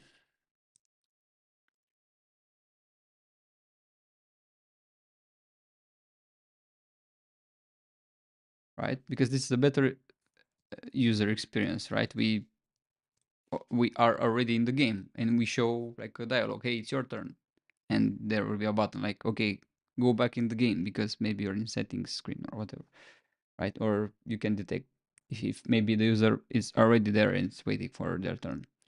And that's how you do it, right? So if you're already in the game and you receive a message, and in Firebase's terms, a message is a notification, but a message is a more generic way, because if you receive it here, then it's not a notification anymore, right?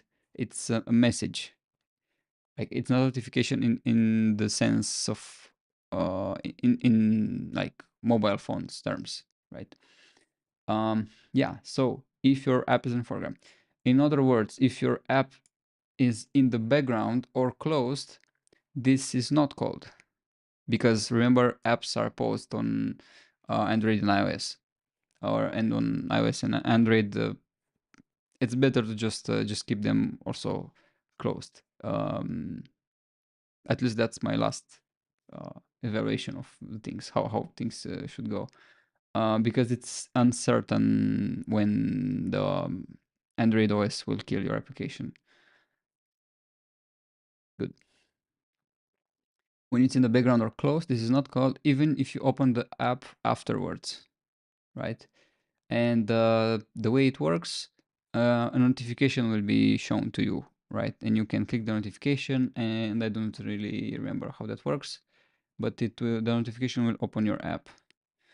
Okay, so when your app is in the foreground, we will log this message. We will get okay which comes from event args dot message dot notification, and this is just an object that has information that bundles up data about a potential notification that would have been shown if your app was closed. Notification, if notification is null, then this is like a non-notification message.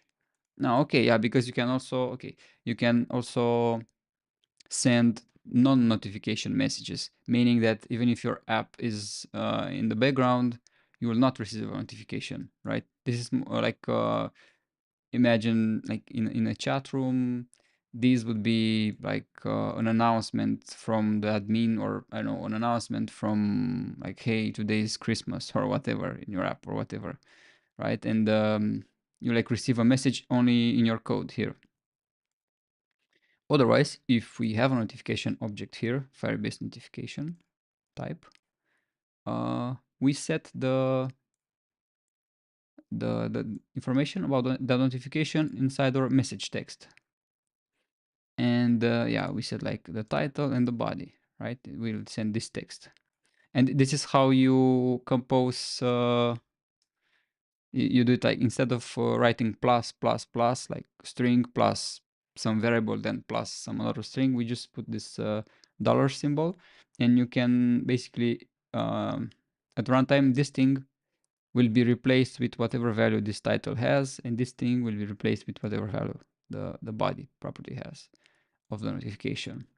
And of course, we're being good citizens because on start, we like acquire some resources or subscribe to this from some events, but on destroy. So when we destroy this object, or more often when the scene unloads, or we load another scene, and of course all of the objects are destroyed, this is called, and then we unsubscribe from the event, right? Unsubscribe and unsubscribe. Um, Especially because this object is global. So this object is not destroyed when our scene is destroyed. So when we will receive a message, it will try to call this method on an object that's destroyed, and these things will be null, and you'll get some errors if we don't do this. Okay. Let's see what else here.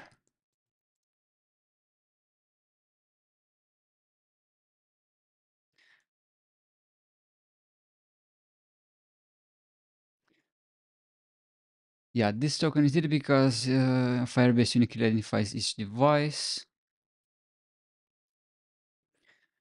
And to send a test notification, we need to know this token in advance. So basically we'll go here in the whatever, we'll see where, messaging. And we'll use that token to simulate push notification. Usually you'd send this to your backend automatically. So you call Firebase, you ask for a token that identifies your device in their servers, and then store this token on your servers. And when the user logs in your game, you have this token somewhere in the database, and you like give at login, that's just standard practice. You return all of the information for a user. You return it from database, and give it to your user like, hey, this is your token. I mean, at least in code, the user doesn't need to know about these things. It just happens magically for him. Um, yeah, you'd send this to your backend automatically. So the backend is your server where it's stored.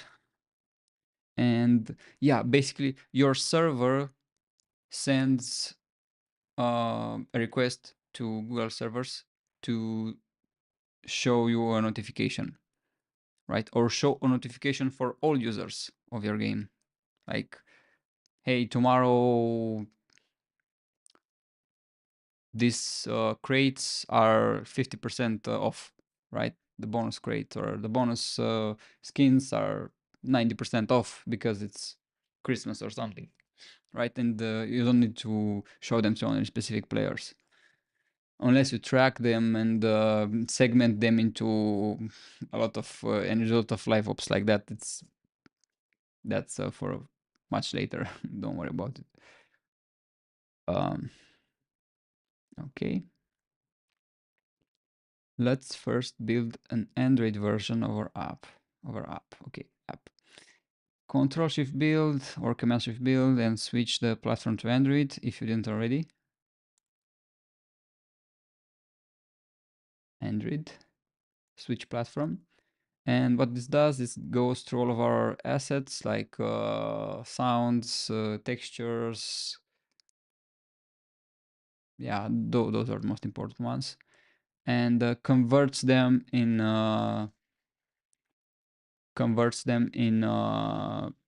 formats that are the most compatible and efficient for the Android platform. And it just happens behind the scenes. Your project is not modified, right? It's just magically there. It's like your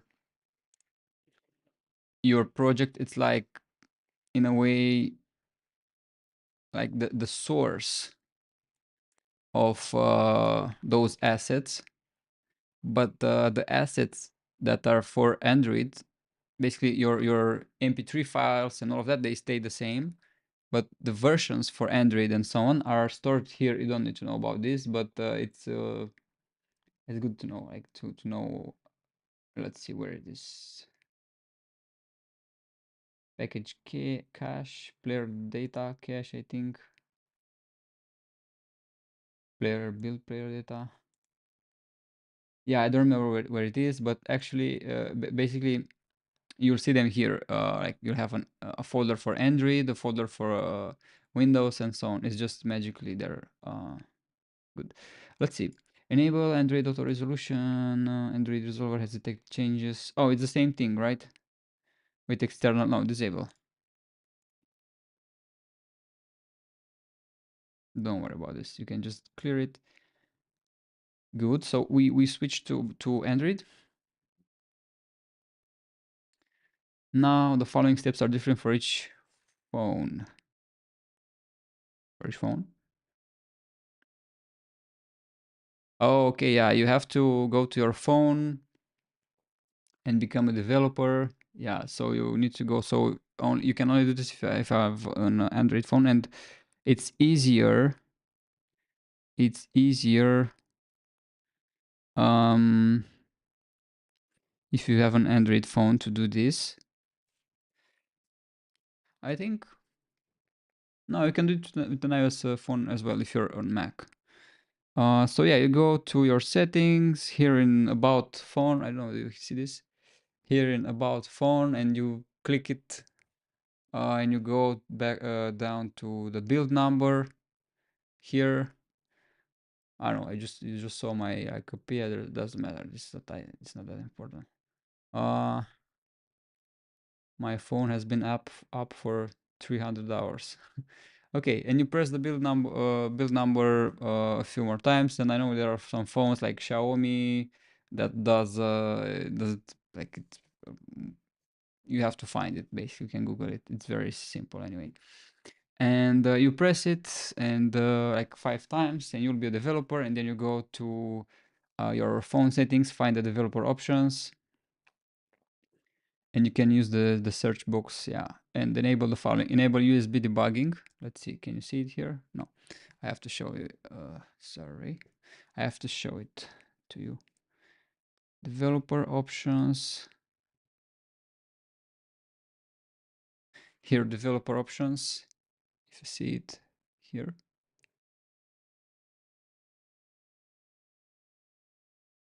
Then it has to be enabled here. And you scroll down, down, and you have to have USB debugging enabled. I don't know if you see it. Ah, okay. It's USB. Now you're seeing USB debugging should be enabled. And what else? Allow sources, unknown sources, or verify apps. Let's see where it is.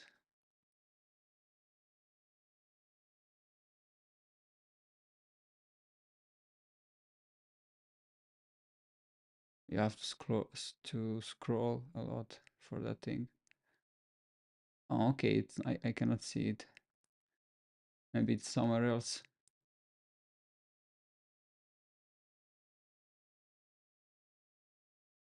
Anyway, yeah, you have to enable that. Allow unknown sources or disable verify apps or something like that, so that you can uninstall applications that are not from Asset Store, right?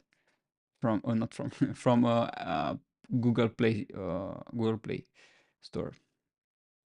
Connect your phone to the PC via USB, and let me add.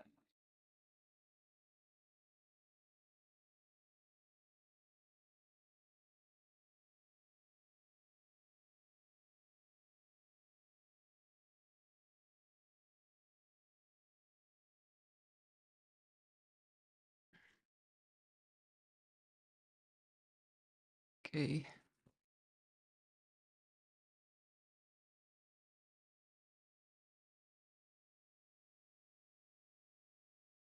Okay. Allow. Select debugging mode if not already. So you go here and you'll see this message. Allow debugging, and you always trust. Just check that. Always trust. Always allow whatever there, right? Okay, and then you go into the notifications, and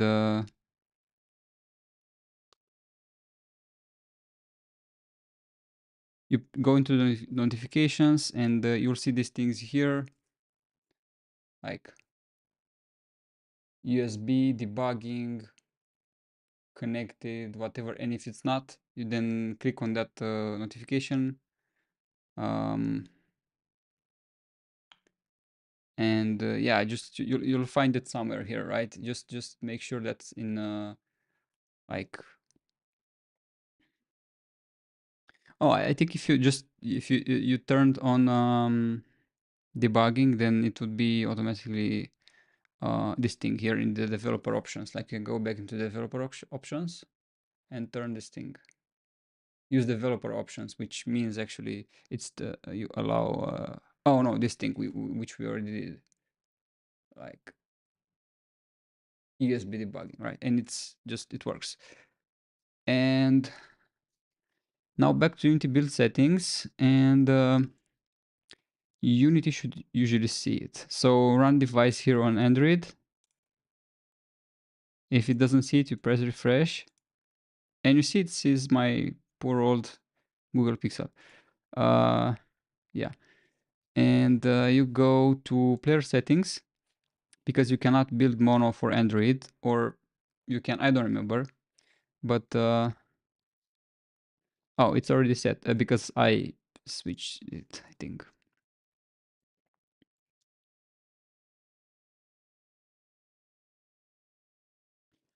Set scripting back into IL to CPP, which we have. And check both of these things. I think ARM v7 is a new one. I don't remember exactly, but yeah, these two things, target architectures. And in the same section, go again to identification and set target API to 33. Target API 33. And yeah, if you're watching this, like, 3 years, 2 years after I've recorded it, you'll probably have to select 34 or 35. And you'll probably have to install it if you don't have it. I don't remember how, something like this, like going preferences,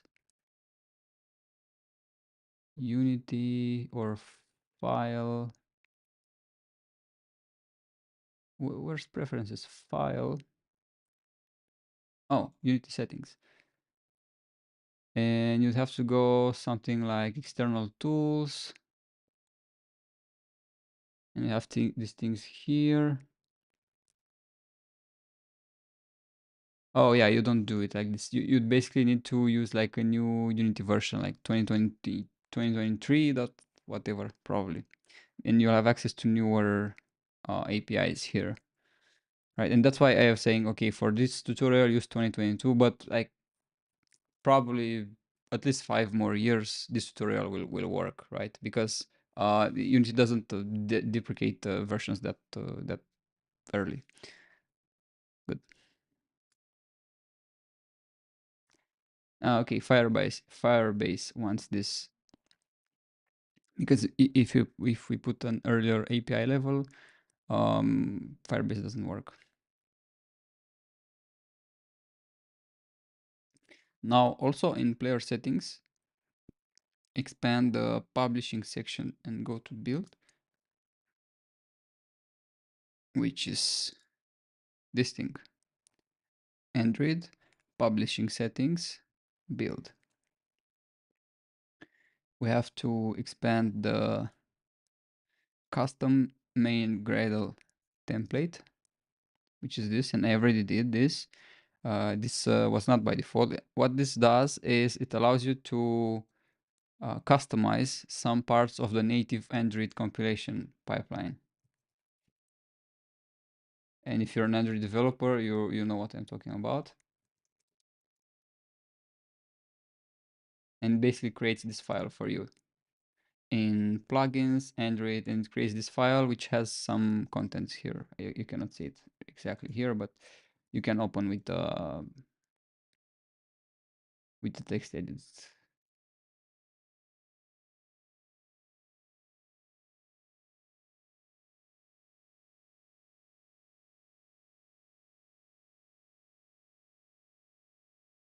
Yeah, if you're a native Android developer, you know what all this does. And for iOS the same, you have some manual things that Unity allows you to change. But Unity by default tries to automate all that, right? So you don't have to care about it. Good. And this is like these are new things, or I mean, since a few years ago. And previously you had to do it through code and it wasn't that fun. Good. Check this. Then check custom Gradle properties template. This. And you see it creates this file for you. And then custom Gradle settings template, which is this, and it creates this file for you. So basically this, and this, right? And this is needed because basically Firebase will change this for you when you build your application. And you can do lots of things in Unity editor, like you can have a function that it's called for you before the user triggers a build. So for example, maybe you want to remove some of the files before building it, and you can do it through code, and then you have a function that is called after the build is done. So there's a lot of editor tooling that you can do. Good. Control S to save. Then in the menu bar, do assets, external dependency manager, Android, and force resolve. And yeah, I think at this point, actually, maybe it doesn't do it at build, but it does it here. I think, I'm not sure. And do force resolve. And I think this is, this just either updates these things or it updates these packages. Yeah, you just have to do it, right? I haven't looked too much into it because I don't really care about this thing. I'm just doing it when something doesn't work or the first time. Now make our builds to make our builds quicker. We have this thing in Control Shift B or Command Shift B, and we have, where is it?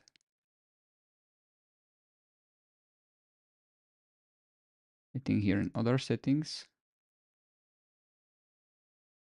in the configuration, in the other settings we have configuration, and we can choose whether we want to build faster or faster runtime or faster build. Yeah, so whether do you want to prioritize the game to run fast on our device, or whether we prioritize the game to build fast. When we are iterating and when we just want to test our game, we just choose this so that we won't wait a lot for Unity to build it, right? But when we ship it, when we upload it to the store and give it to like real users, we have to check this faster runtime. And yeah, it's a thing we have to just remember. But that's why we have these things here. So you can have this thing like you can call it like Android quick build or Android user build, right? And you add a new menu item, and you can you can just ask ChatGPT, or maybe you cannot, but you can just Google like, okay, how do I set IL to CPP code generation in code, right? Then you will find it, right? And you'll set that, and then you'll build your Android, and then hopefully you undo it, right? After it's built. Good. I think you can also build it without even setting it here. Like you are setting it directly, you're sending the that preference to the Unity builder, internal builder. Now back to build settings, press refresh. We'll press refresh. Select your device from the list and build and run. And it should work. Doesn't work, we are not lucky. Refresh. Select your device, build and run. Let's select folder, builds. Where we like in the builds we've added the whole Windows, the whole Windows application, right? But it would have been better if we added, if we created this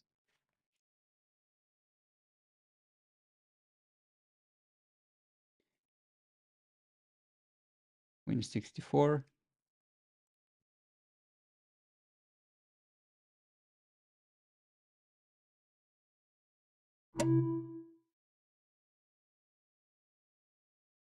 Mac, new folder, Android, right? That's how it's done. Android. And save as my app. Android SDK is missing required platform API. Use Android SDK, update Android SDK. Updating to, wow, so it does it automatically? What an easy life, man. This wasn't there.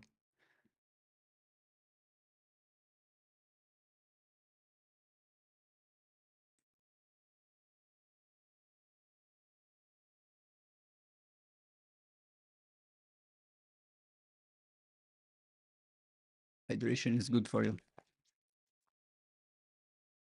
And my Mac already takes off. The fans are blowing. Let's turn on the lights here.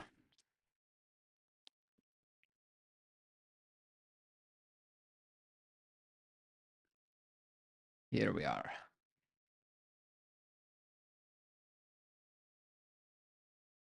Okay, and yeah, it automatically started the build, which is nice. And the steps for Windows are the same. because Android works on all platforms. Like building Android, you can do it on all platforms. This microphone should be here. Okay.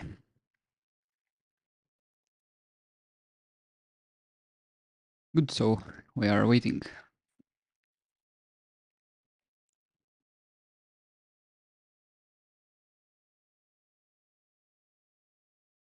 Your app should run now. Let's send a live push notification, i.e. one that's triggered outside the app, i.e. from your own server or on a schedule.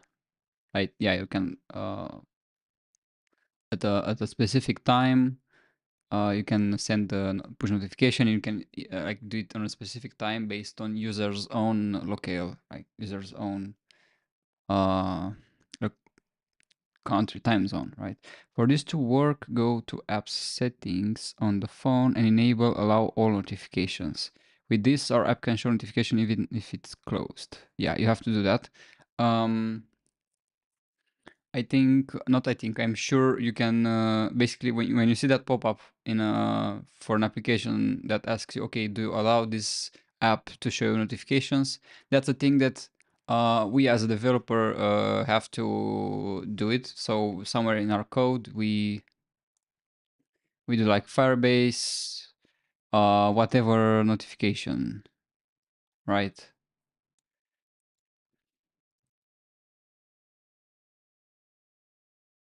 I don't know. I don't know if it's here or we will have to do it manually, right? But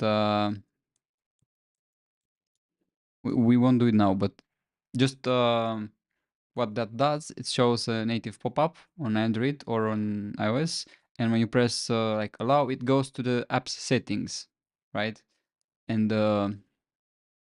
no, it actually enables it for you, but like the easier way for the developer to do it is to just for now when we test it, we go manually in the app's settings. But let's see if it first did it compile?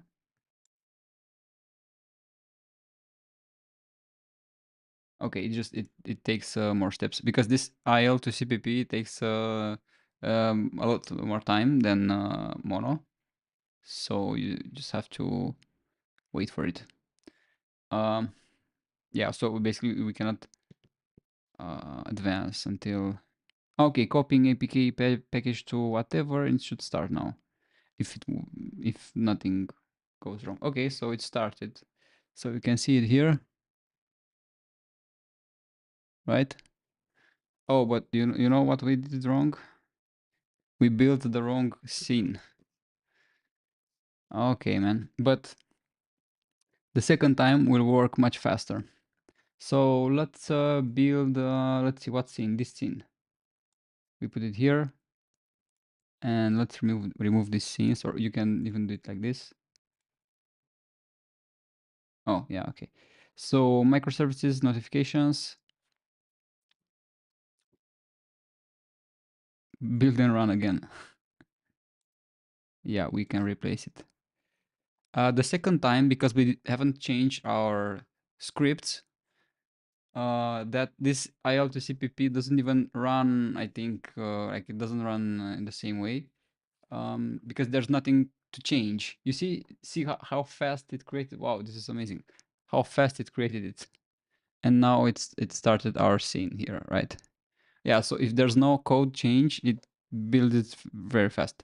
And what happened here now? Because like we have no buttons that load the scene or whatever, the scene starts directly, and our start is called, and basically all of this is called here, and we call here, and we receive it here, and we do on handle token, and we log this, and it's you can access this log, I think somewhere, I don't know, maybe here.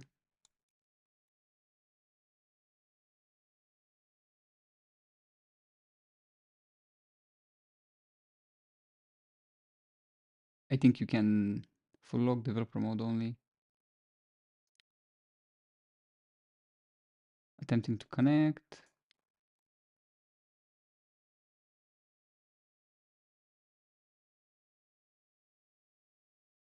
Yeah, anyway, you can actually see logs for your device, right? And you can see them, you can see actually this thing.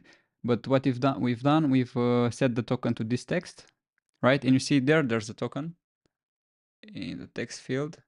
And you basically go and long press it and make sure you copy it, like long press, select all, and select all. Well, I can select all, but I cannot see the copy button. Copy. Okay, and we copied that token. And yeah, I have to send it to myself somewhere, like I will send it to myself on WhatsApp.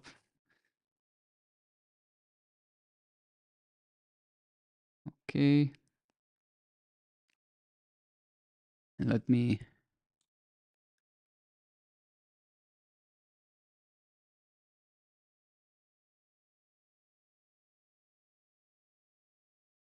copy it. And this is actually, this is a token that defines that uniquely identifies my device. So yeah, I've copied it. And yeah, let's do this thing now. Like, let's basically go to the app. It depends on your app's launcher, right? So you go to the settings, in your app's settings. So you're going here. So let me also see what happens here. Like you go here, like app info, right? That's the app info. And you go to notifications, right? And you enable this thing, all notifications, right? And as I said, usually you do that through code, and the native pop-up message will show for your user, and it will be enabled for them automatically. Good. So back in our app, and we have our token, and in Firebase, go to engage messaging. So engage. Where is engage? I know this is messaging here, but how do you get here? Run messaging. Yeah, I think that's app check, authentication, functions. Yeah, so they are called run.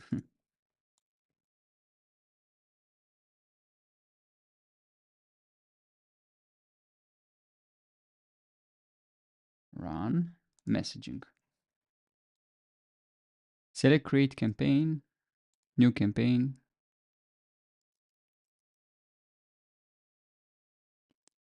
Select notification messages.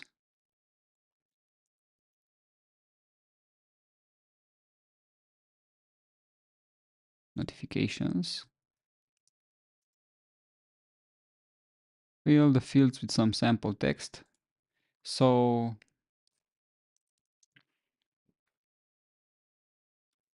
my title.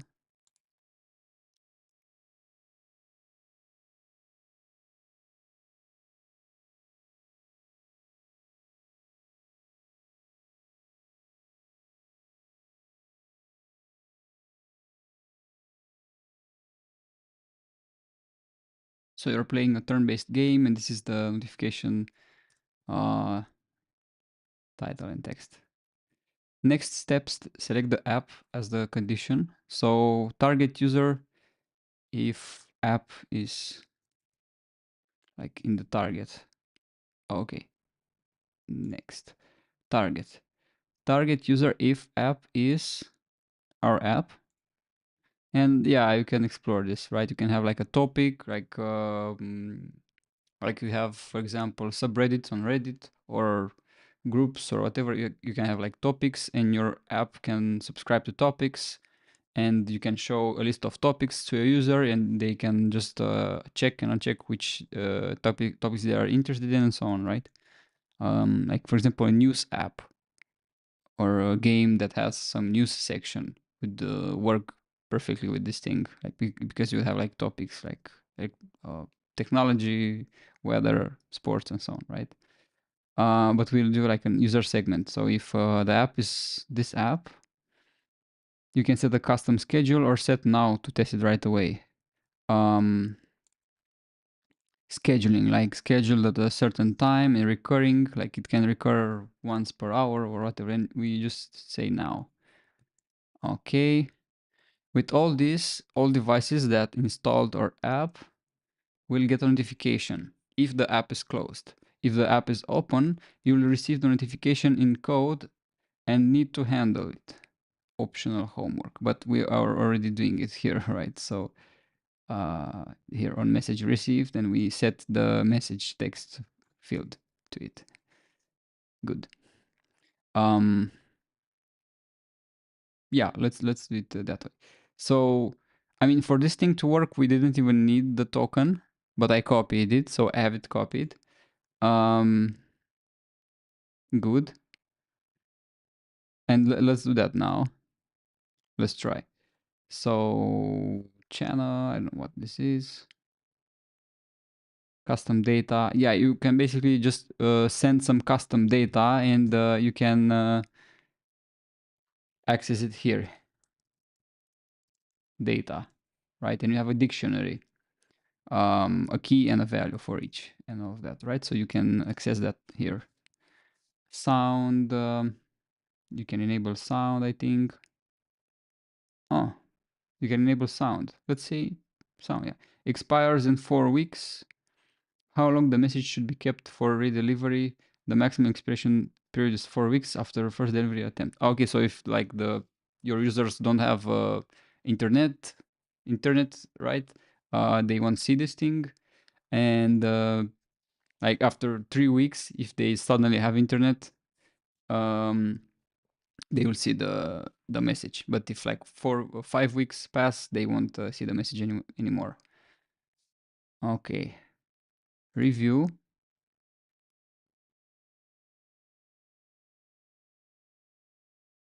Don't worry about this. This is because we haven't accepted that analytics for, I think, so it's not important.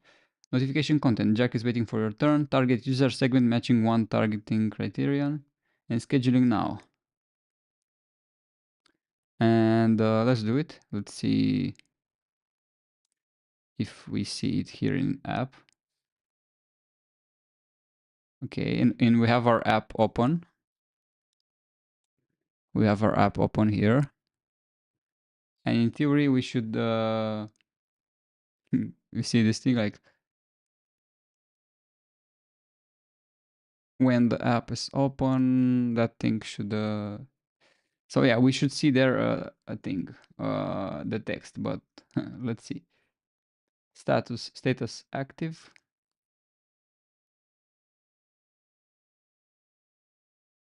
And I mean, it's not always immediate, right? If it's from here.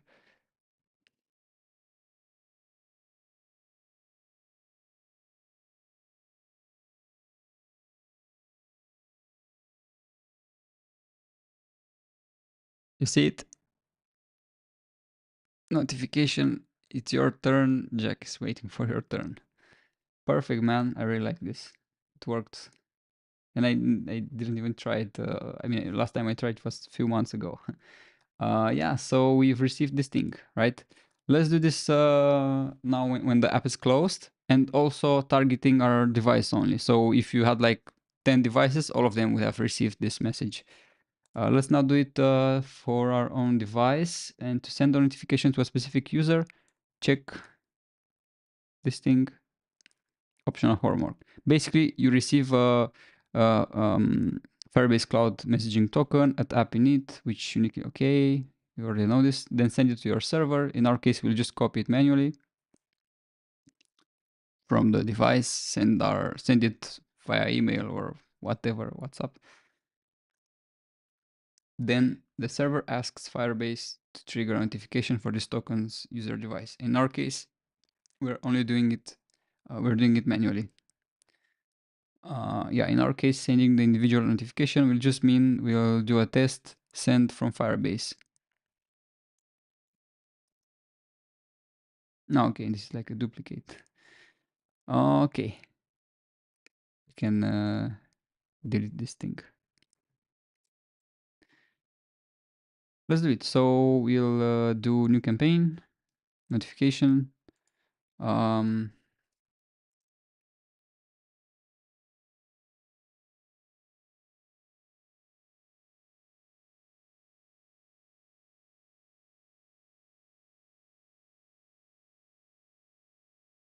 We have a present for you, customized.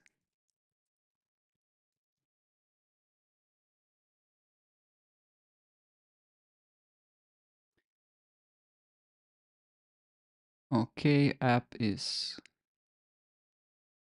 this, or target user if app is this, and what? Languages, user property, device preview. To preview the preview price is general. Okay. Okay, if app is Ray. Okay, let's remove this.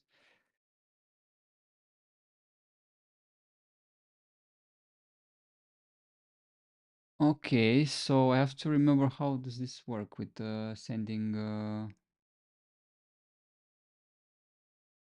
a token. Example, notification name. You can test this campaign by entering. Oh, okay, so what we're doing, so basically when we created the campaign, this is like a real campaign. So we tested it, but in from the Google side, this is like a real campaign, right? But we can do a testing only. So we send test message, add the registration token, which I don't know if I should show my token, devices token here, but I think they expire anyway. So you just paste your token here. Okay, you press plus. There will be a plus to the end. Then you press test. It will be there. You'll see it. It's very simple. And let me just exit the application, right?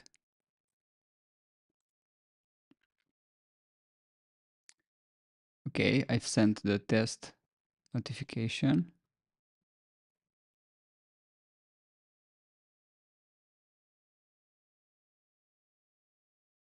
And now we're waiting for the notifications to come.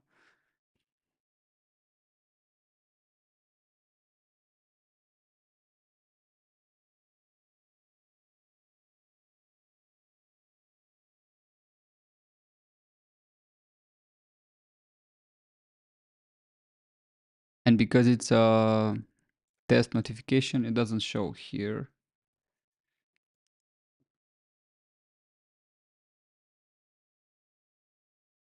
But I'm pretty sure you can do,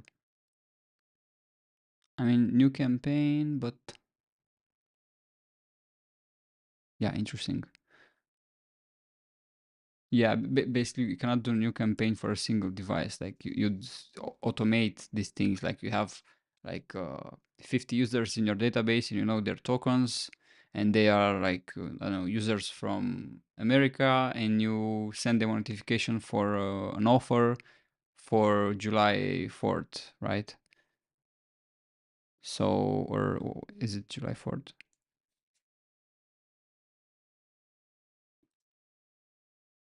Yeah, Independence Day. So yeah, you basically you only want those users to receive a notification.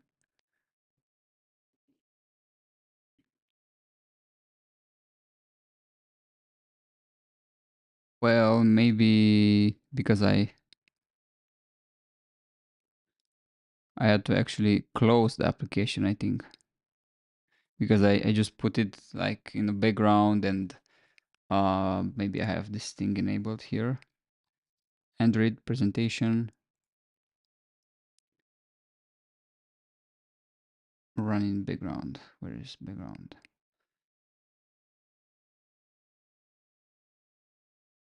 Is it here or was it disabled now for all platforms? Running background. Okay, so there's no running background here. Let's try again. Let's try again maybe. Let's try again. Where is it? This thing here. New campaign, notifications, send message, and that's my doesn't matter. Last used test. And let's see if we get it. Maybe like I had to close the application and I cannot have it in the background only. But maybe like that's not my whole token. Yeah, anyway, that's how you test your tokens, right? And you saw first time it worked, like when you target a lot of users, like all of your users.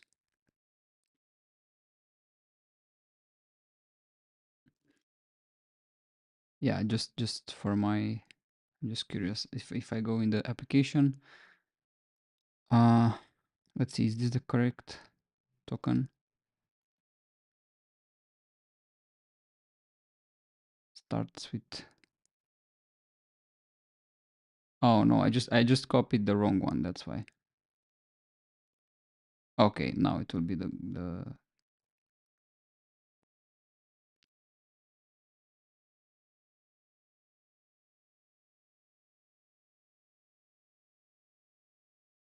oh, okay, it's a much longer one.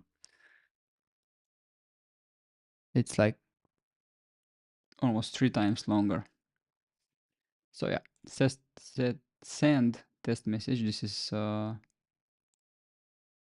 the good one. This is like the one. And I will just, I mean, if I have the choice to not display it here, but yeah, anyway, you won't see it completely anyway.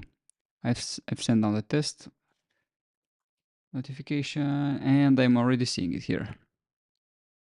Let's see. Bam. And when I press it, it goes into the application. Like it starts it and yeah.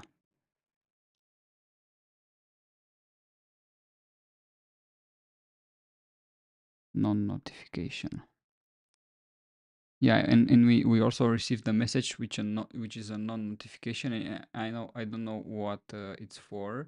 Maybe it's a thing that you receive after you click the notification, right? And you basically have to handle it. It's kind of what it's called, like deep linking, but we won't go into that. Good, that's notifications. And there's a well-deserved break, and after that we'll do a chat application.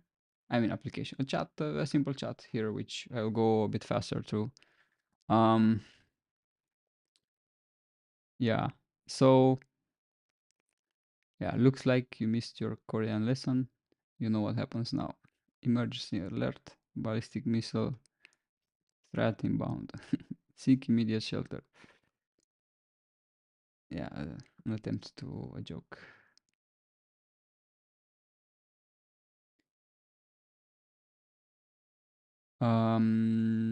Breakover. Let's do data store. So what the data store does is basically we'll create a very small and simple application, chat application. So go Firebase, build in real-time database. Build real-time database. This. Okay. Create one, choose any location. So it will ask you like to choose a location, like where your server will be. Choose it closer to your users. choose start in test mode. This will allow anyone with access to your application to read right to the database, which is fine for testing. I won't show it here. You'll just see it after that. Start in test mode, yeah. And then you'll have to update it every 30 days. At the moment, Firebase requires us to download the Google Services configs when we add a new real-time database to our Firebase project. So let's do that. So go to our project's dashboard and into our Android config settings.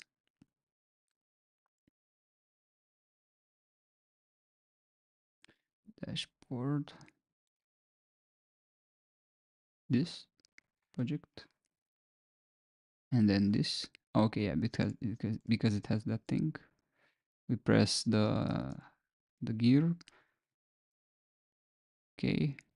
Find this and download it. We'll also use, if we use iOS, we'd have the two things there. Go to Unity folder and replace the existing one. Yeah, because as I said, I have multiple things here. I already did that. So again, find this and download it, and it's here. Google Services Adjustment. You download it, bam, and you have more things there. And I've already added it and replaced it here.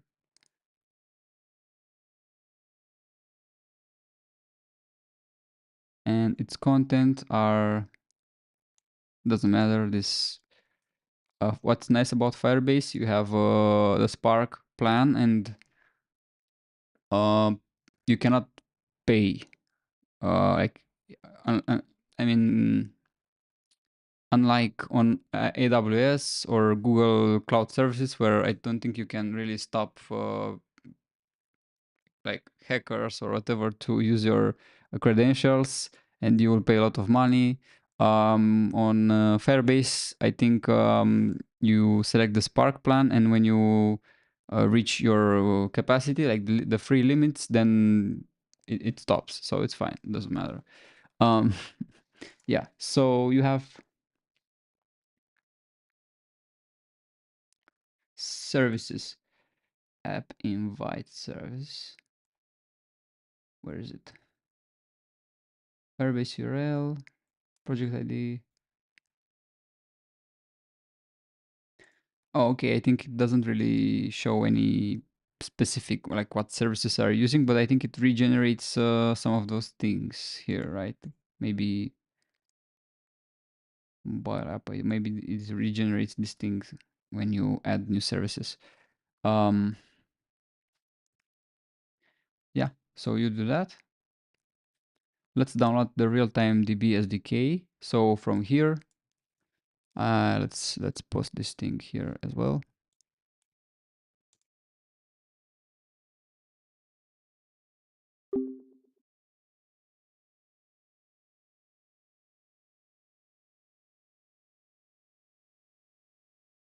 Okay.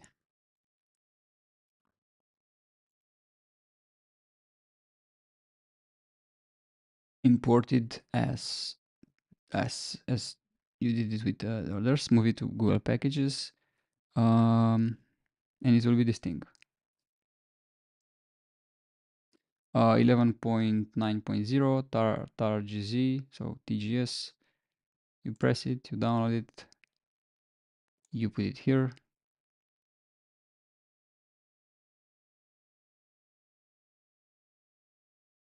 This database.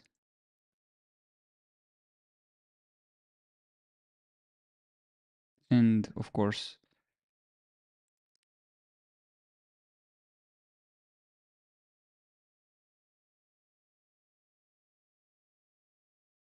go to packages, manifest, open with textedit.app, and this is it, right? Again, don't forget the comma. Good. With Firebase's real-time database, for some reason they decided to use DLLs here, which aren't automatically referenced. So in order to reference them and use them, we have to create an ASMDef in our directory and reference Firebase database.dll. Next slide. So yeah, right click on this folder and create this asm.dev, which I already created. So right click, create assembly definition, bam, and it's here, right? And then change its top section in inspector window as below. Yeah, like I'm doing by default that thing. I'm unchecking this and checking this. Add the missing references, see the console. So here in the assembly definition references, you have to reference TextMesh Pro because it uses that one. I don't remember why, but actually we are using it, right? Because we are using TextMesh Pro in this auth here, auth, right? And we need the TextMesh Pro. So we do like this, click it and write your text mesh pro and use this thing to make them smaller. And this is what you're looking for.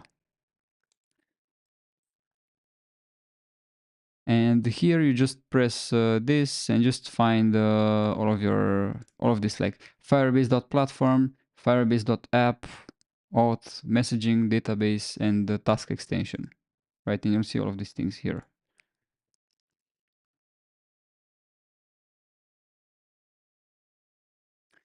Here's a simple use case. We'll be adding data in reference to a specific user. So we don't have to, but it's a common usage. We'll be storing the items collected, whatever that means, for each of our users. And for that, we have to reuse our auth AI from out UI from before.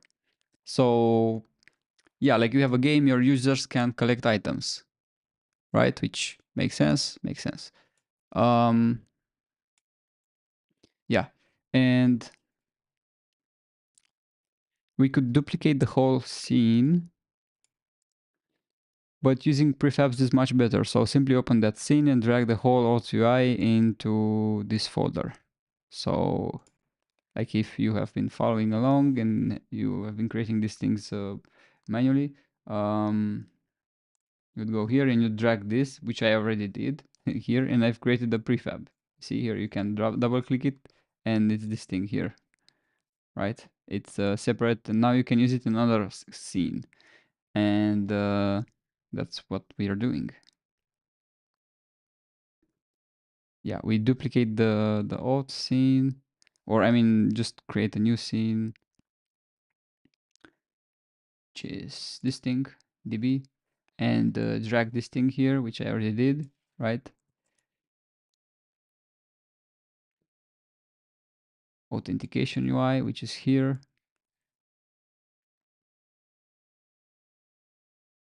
Right?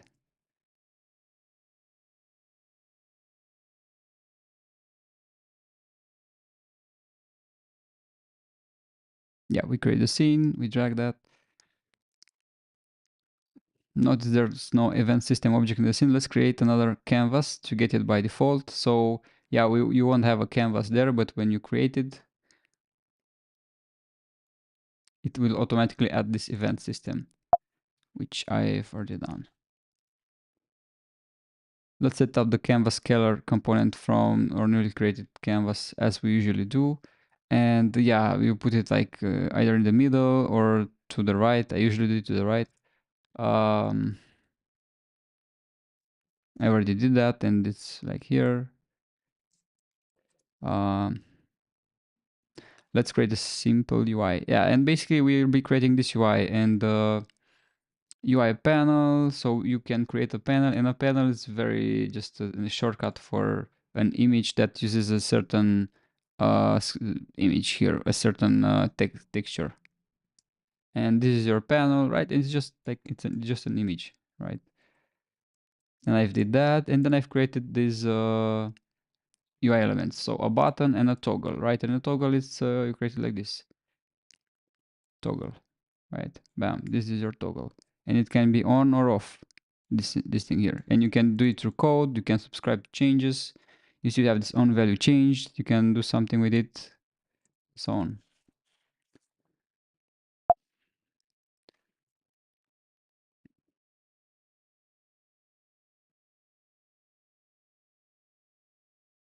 And of course, Yeah, you'll find it out. We need to bring its anchors to the bottom right, so it's not resized with the screen correctly. Correct. So you see its anchors are here, but if it's you can also like preview what will happen if the parent will get smaller. You see what happens. Is this like previewing what will happen if the parent changes? But if we like bring the anchors there, it's anchored there, like the position is there, but there will be no more size changes, right? It will move together with that corner of the parent, right? But its size won't change.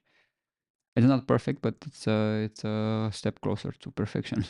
You can manually drag them or just go to the inspector.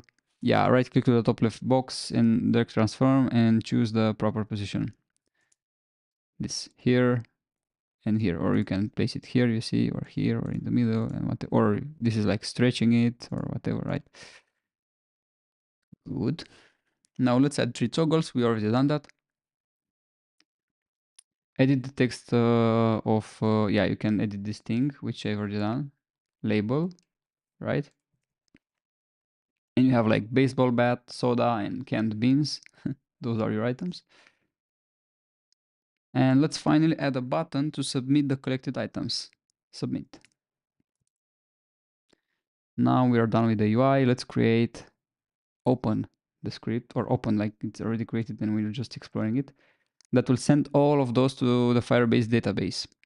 So it's this script from the reference repo and attach it to the panel and assign its properties.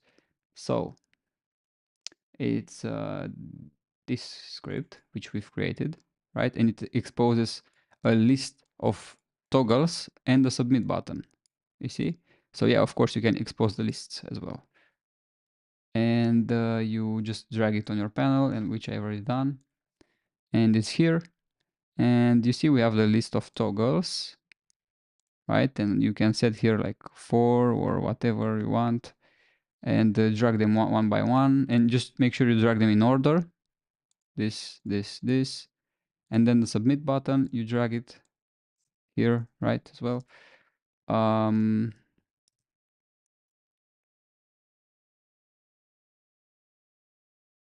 Yeah. Let's go through the code a bit. So what the code does, in start, it initializes Firebase. So check again, fixing dependencies, continue with on Firebase init result. Okay, so when after Firebase was initialized, this is called for us. And here we also add the click listener to the button, which is this here. So yeah, when the Firebase was initialized, we are assuming there was no exception, like there are errors. We initialize the Fire database, which actually means just getting an instance of the Firebase helper instance here. So we store it in our own field there. It's kind of redundant for when you want to just learn about it, but yeah, let's keep it like that.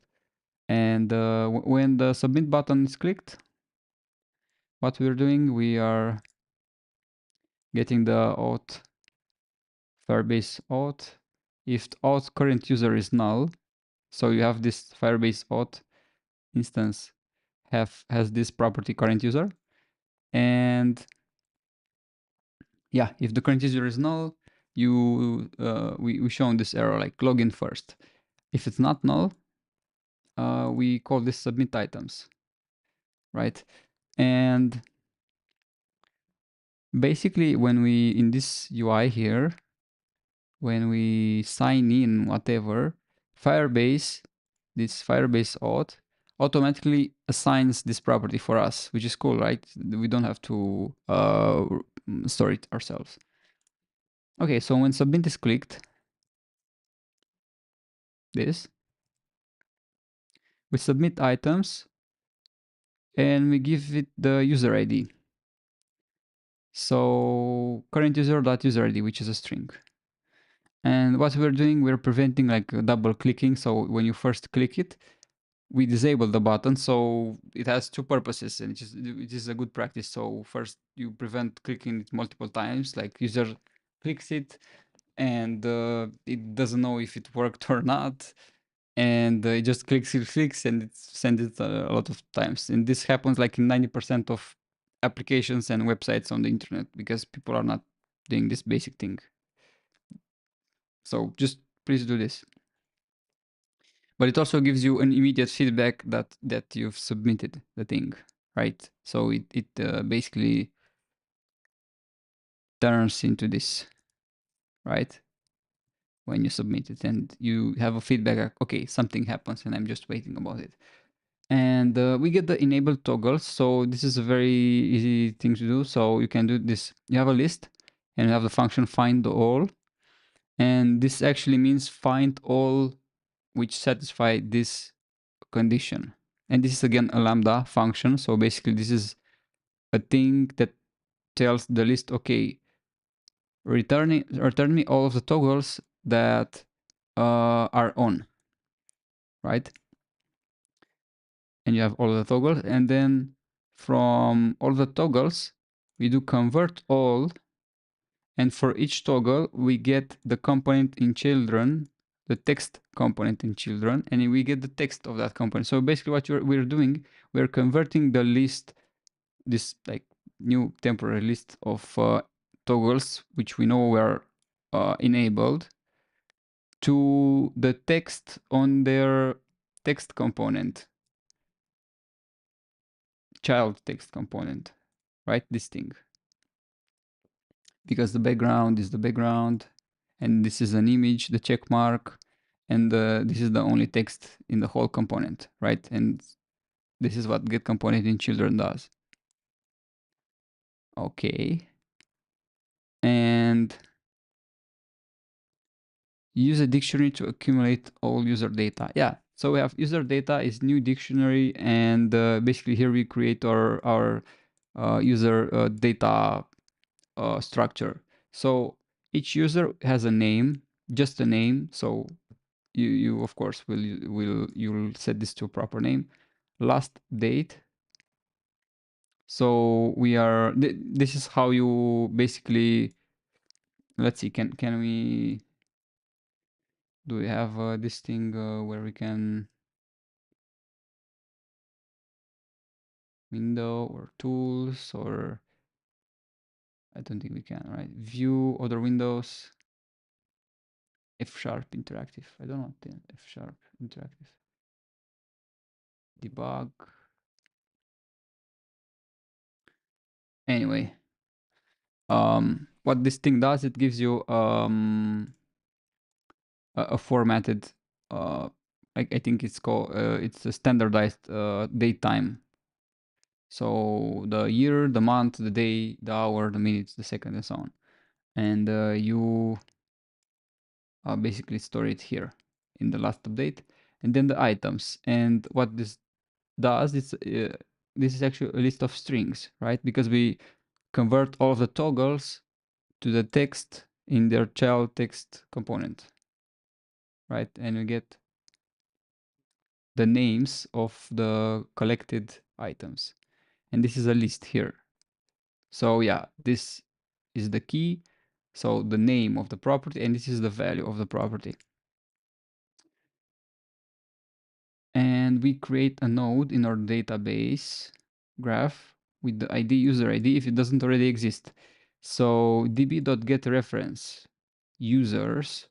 So this gets like the folder users, let's say, and this is the child, or like a file in that folder, and give it the user ID. And if it doesn't exist, it creates it automatically. So this is a dual purpose. It creates it automatically, or it gets it if it already exists. And this can be anything, right? So this is like in your desktop, in a folder, you can have anything, right? User ref. So you have the user references, and you do update children async with this data, and basically it adds. So the key will be the user ID. This is like a list, and the key will be the user ID, which is a long ID. and the value would be this structure here, right? And then again with this thing we do like continue with on main thread. So after this is done, we give it this thing on save result. So after that is done, we receive on save result, and then we enable the submit button, right? We don't want the submit button to be disabled forever. So after we are done with it, we enable it, right? And we basically do it by setting interactable false. So you cannot click it, but it's still visible, right? So if task is completed, we just show some log message. If it's faulted, we show this and so on. Let's do that. So let's play it. And let's log in.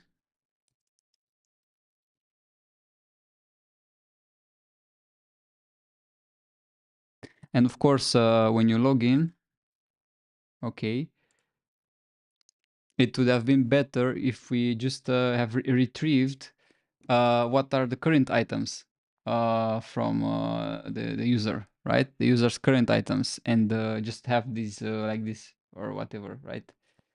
But for simplicity, we're just writing it. So let's say the user just collected the baseball and the canned beans, and we submit, and data saved. And now we go here, and we go to, where is it? Real-time database. And we have our users here, and we have a lot of users. I mean, a lot. These are 2 users that which I've created before, and I think, let's see, is it this, the latest one? Yeah, it's 19th of July. So this is the one. Items, just the name, and it has like a baseball and the canned beans. Perfect. Let's, I don't know, give it just the baseball bat. Submit, data saved. And yeah, it's a nice thing in Firebase. You can see it in real time here, but it's not, to just press refresh. Let's say now it didn't collect anything, right? Items. It doesn't have anything now. Basically, yeah, it actually removes the property. It doesn't show like an empty property. Yeah, so that's your data store. And imagine like you have an arbitrarily complex thing here, and it's free, and it's like, so it's amazing. um, and there's also a YouTube channel that I really, really, really recommend. That YouTube channel. It's called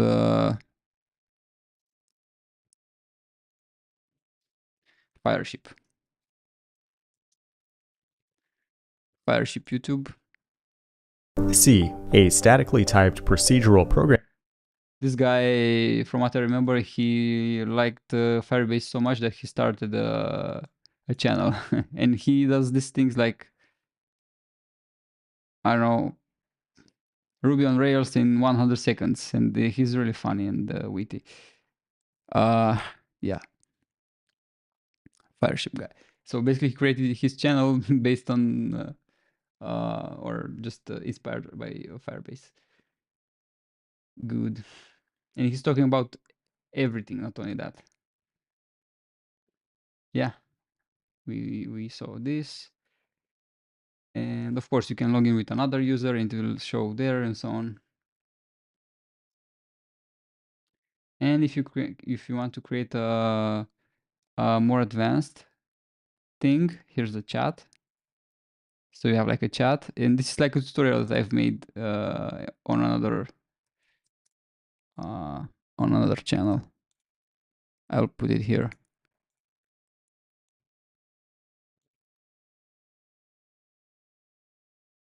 Today it's really long.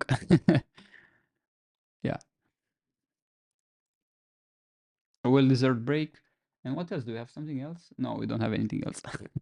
Actually, I can just remove this because I was about to talk about ads as well, but I've removed the slides because it's just too much work and it will take a lot of time until you will need the ads. And also Unity might change the ads plugin by the time you attend this course or you'll see this course. So these things change pretty frequently. So But for also for our purpose, ads will be pretty advanced, well, useless topic. Yeah, so whatever I would show you here at this moment, it would probably change in 2 or 3 years, and I just don't like to just talk about stuff that will change in 2 or 3 years. Yeah, and there's this thing here, which is unrelated, mostly. You're working on an amazing dashboard. Actually, can we get this in Excel? Which happened to me at some point, or something similar happened. And this is a meme about ads. When your phone, when you say you want to buy something. And congratulations, mission accomplished. Second mission accomplished. So second week. Uh, Congratulations, we made it. So it will get easier from now on. So it will be more fun, more practical, and just stay tuned for the next weeks. Yeah, so third week we'll learn about a bit more high level stuff, and then fourth week we'll do practical stuff, and we'll see like we'll have a test, practical test, and your practice text, and also the project that you will be creating. So yeah, let's talk Monday, or maybe even tomorrow. So write on Discord if you want to attend to a free seminar tomorrow at the same time.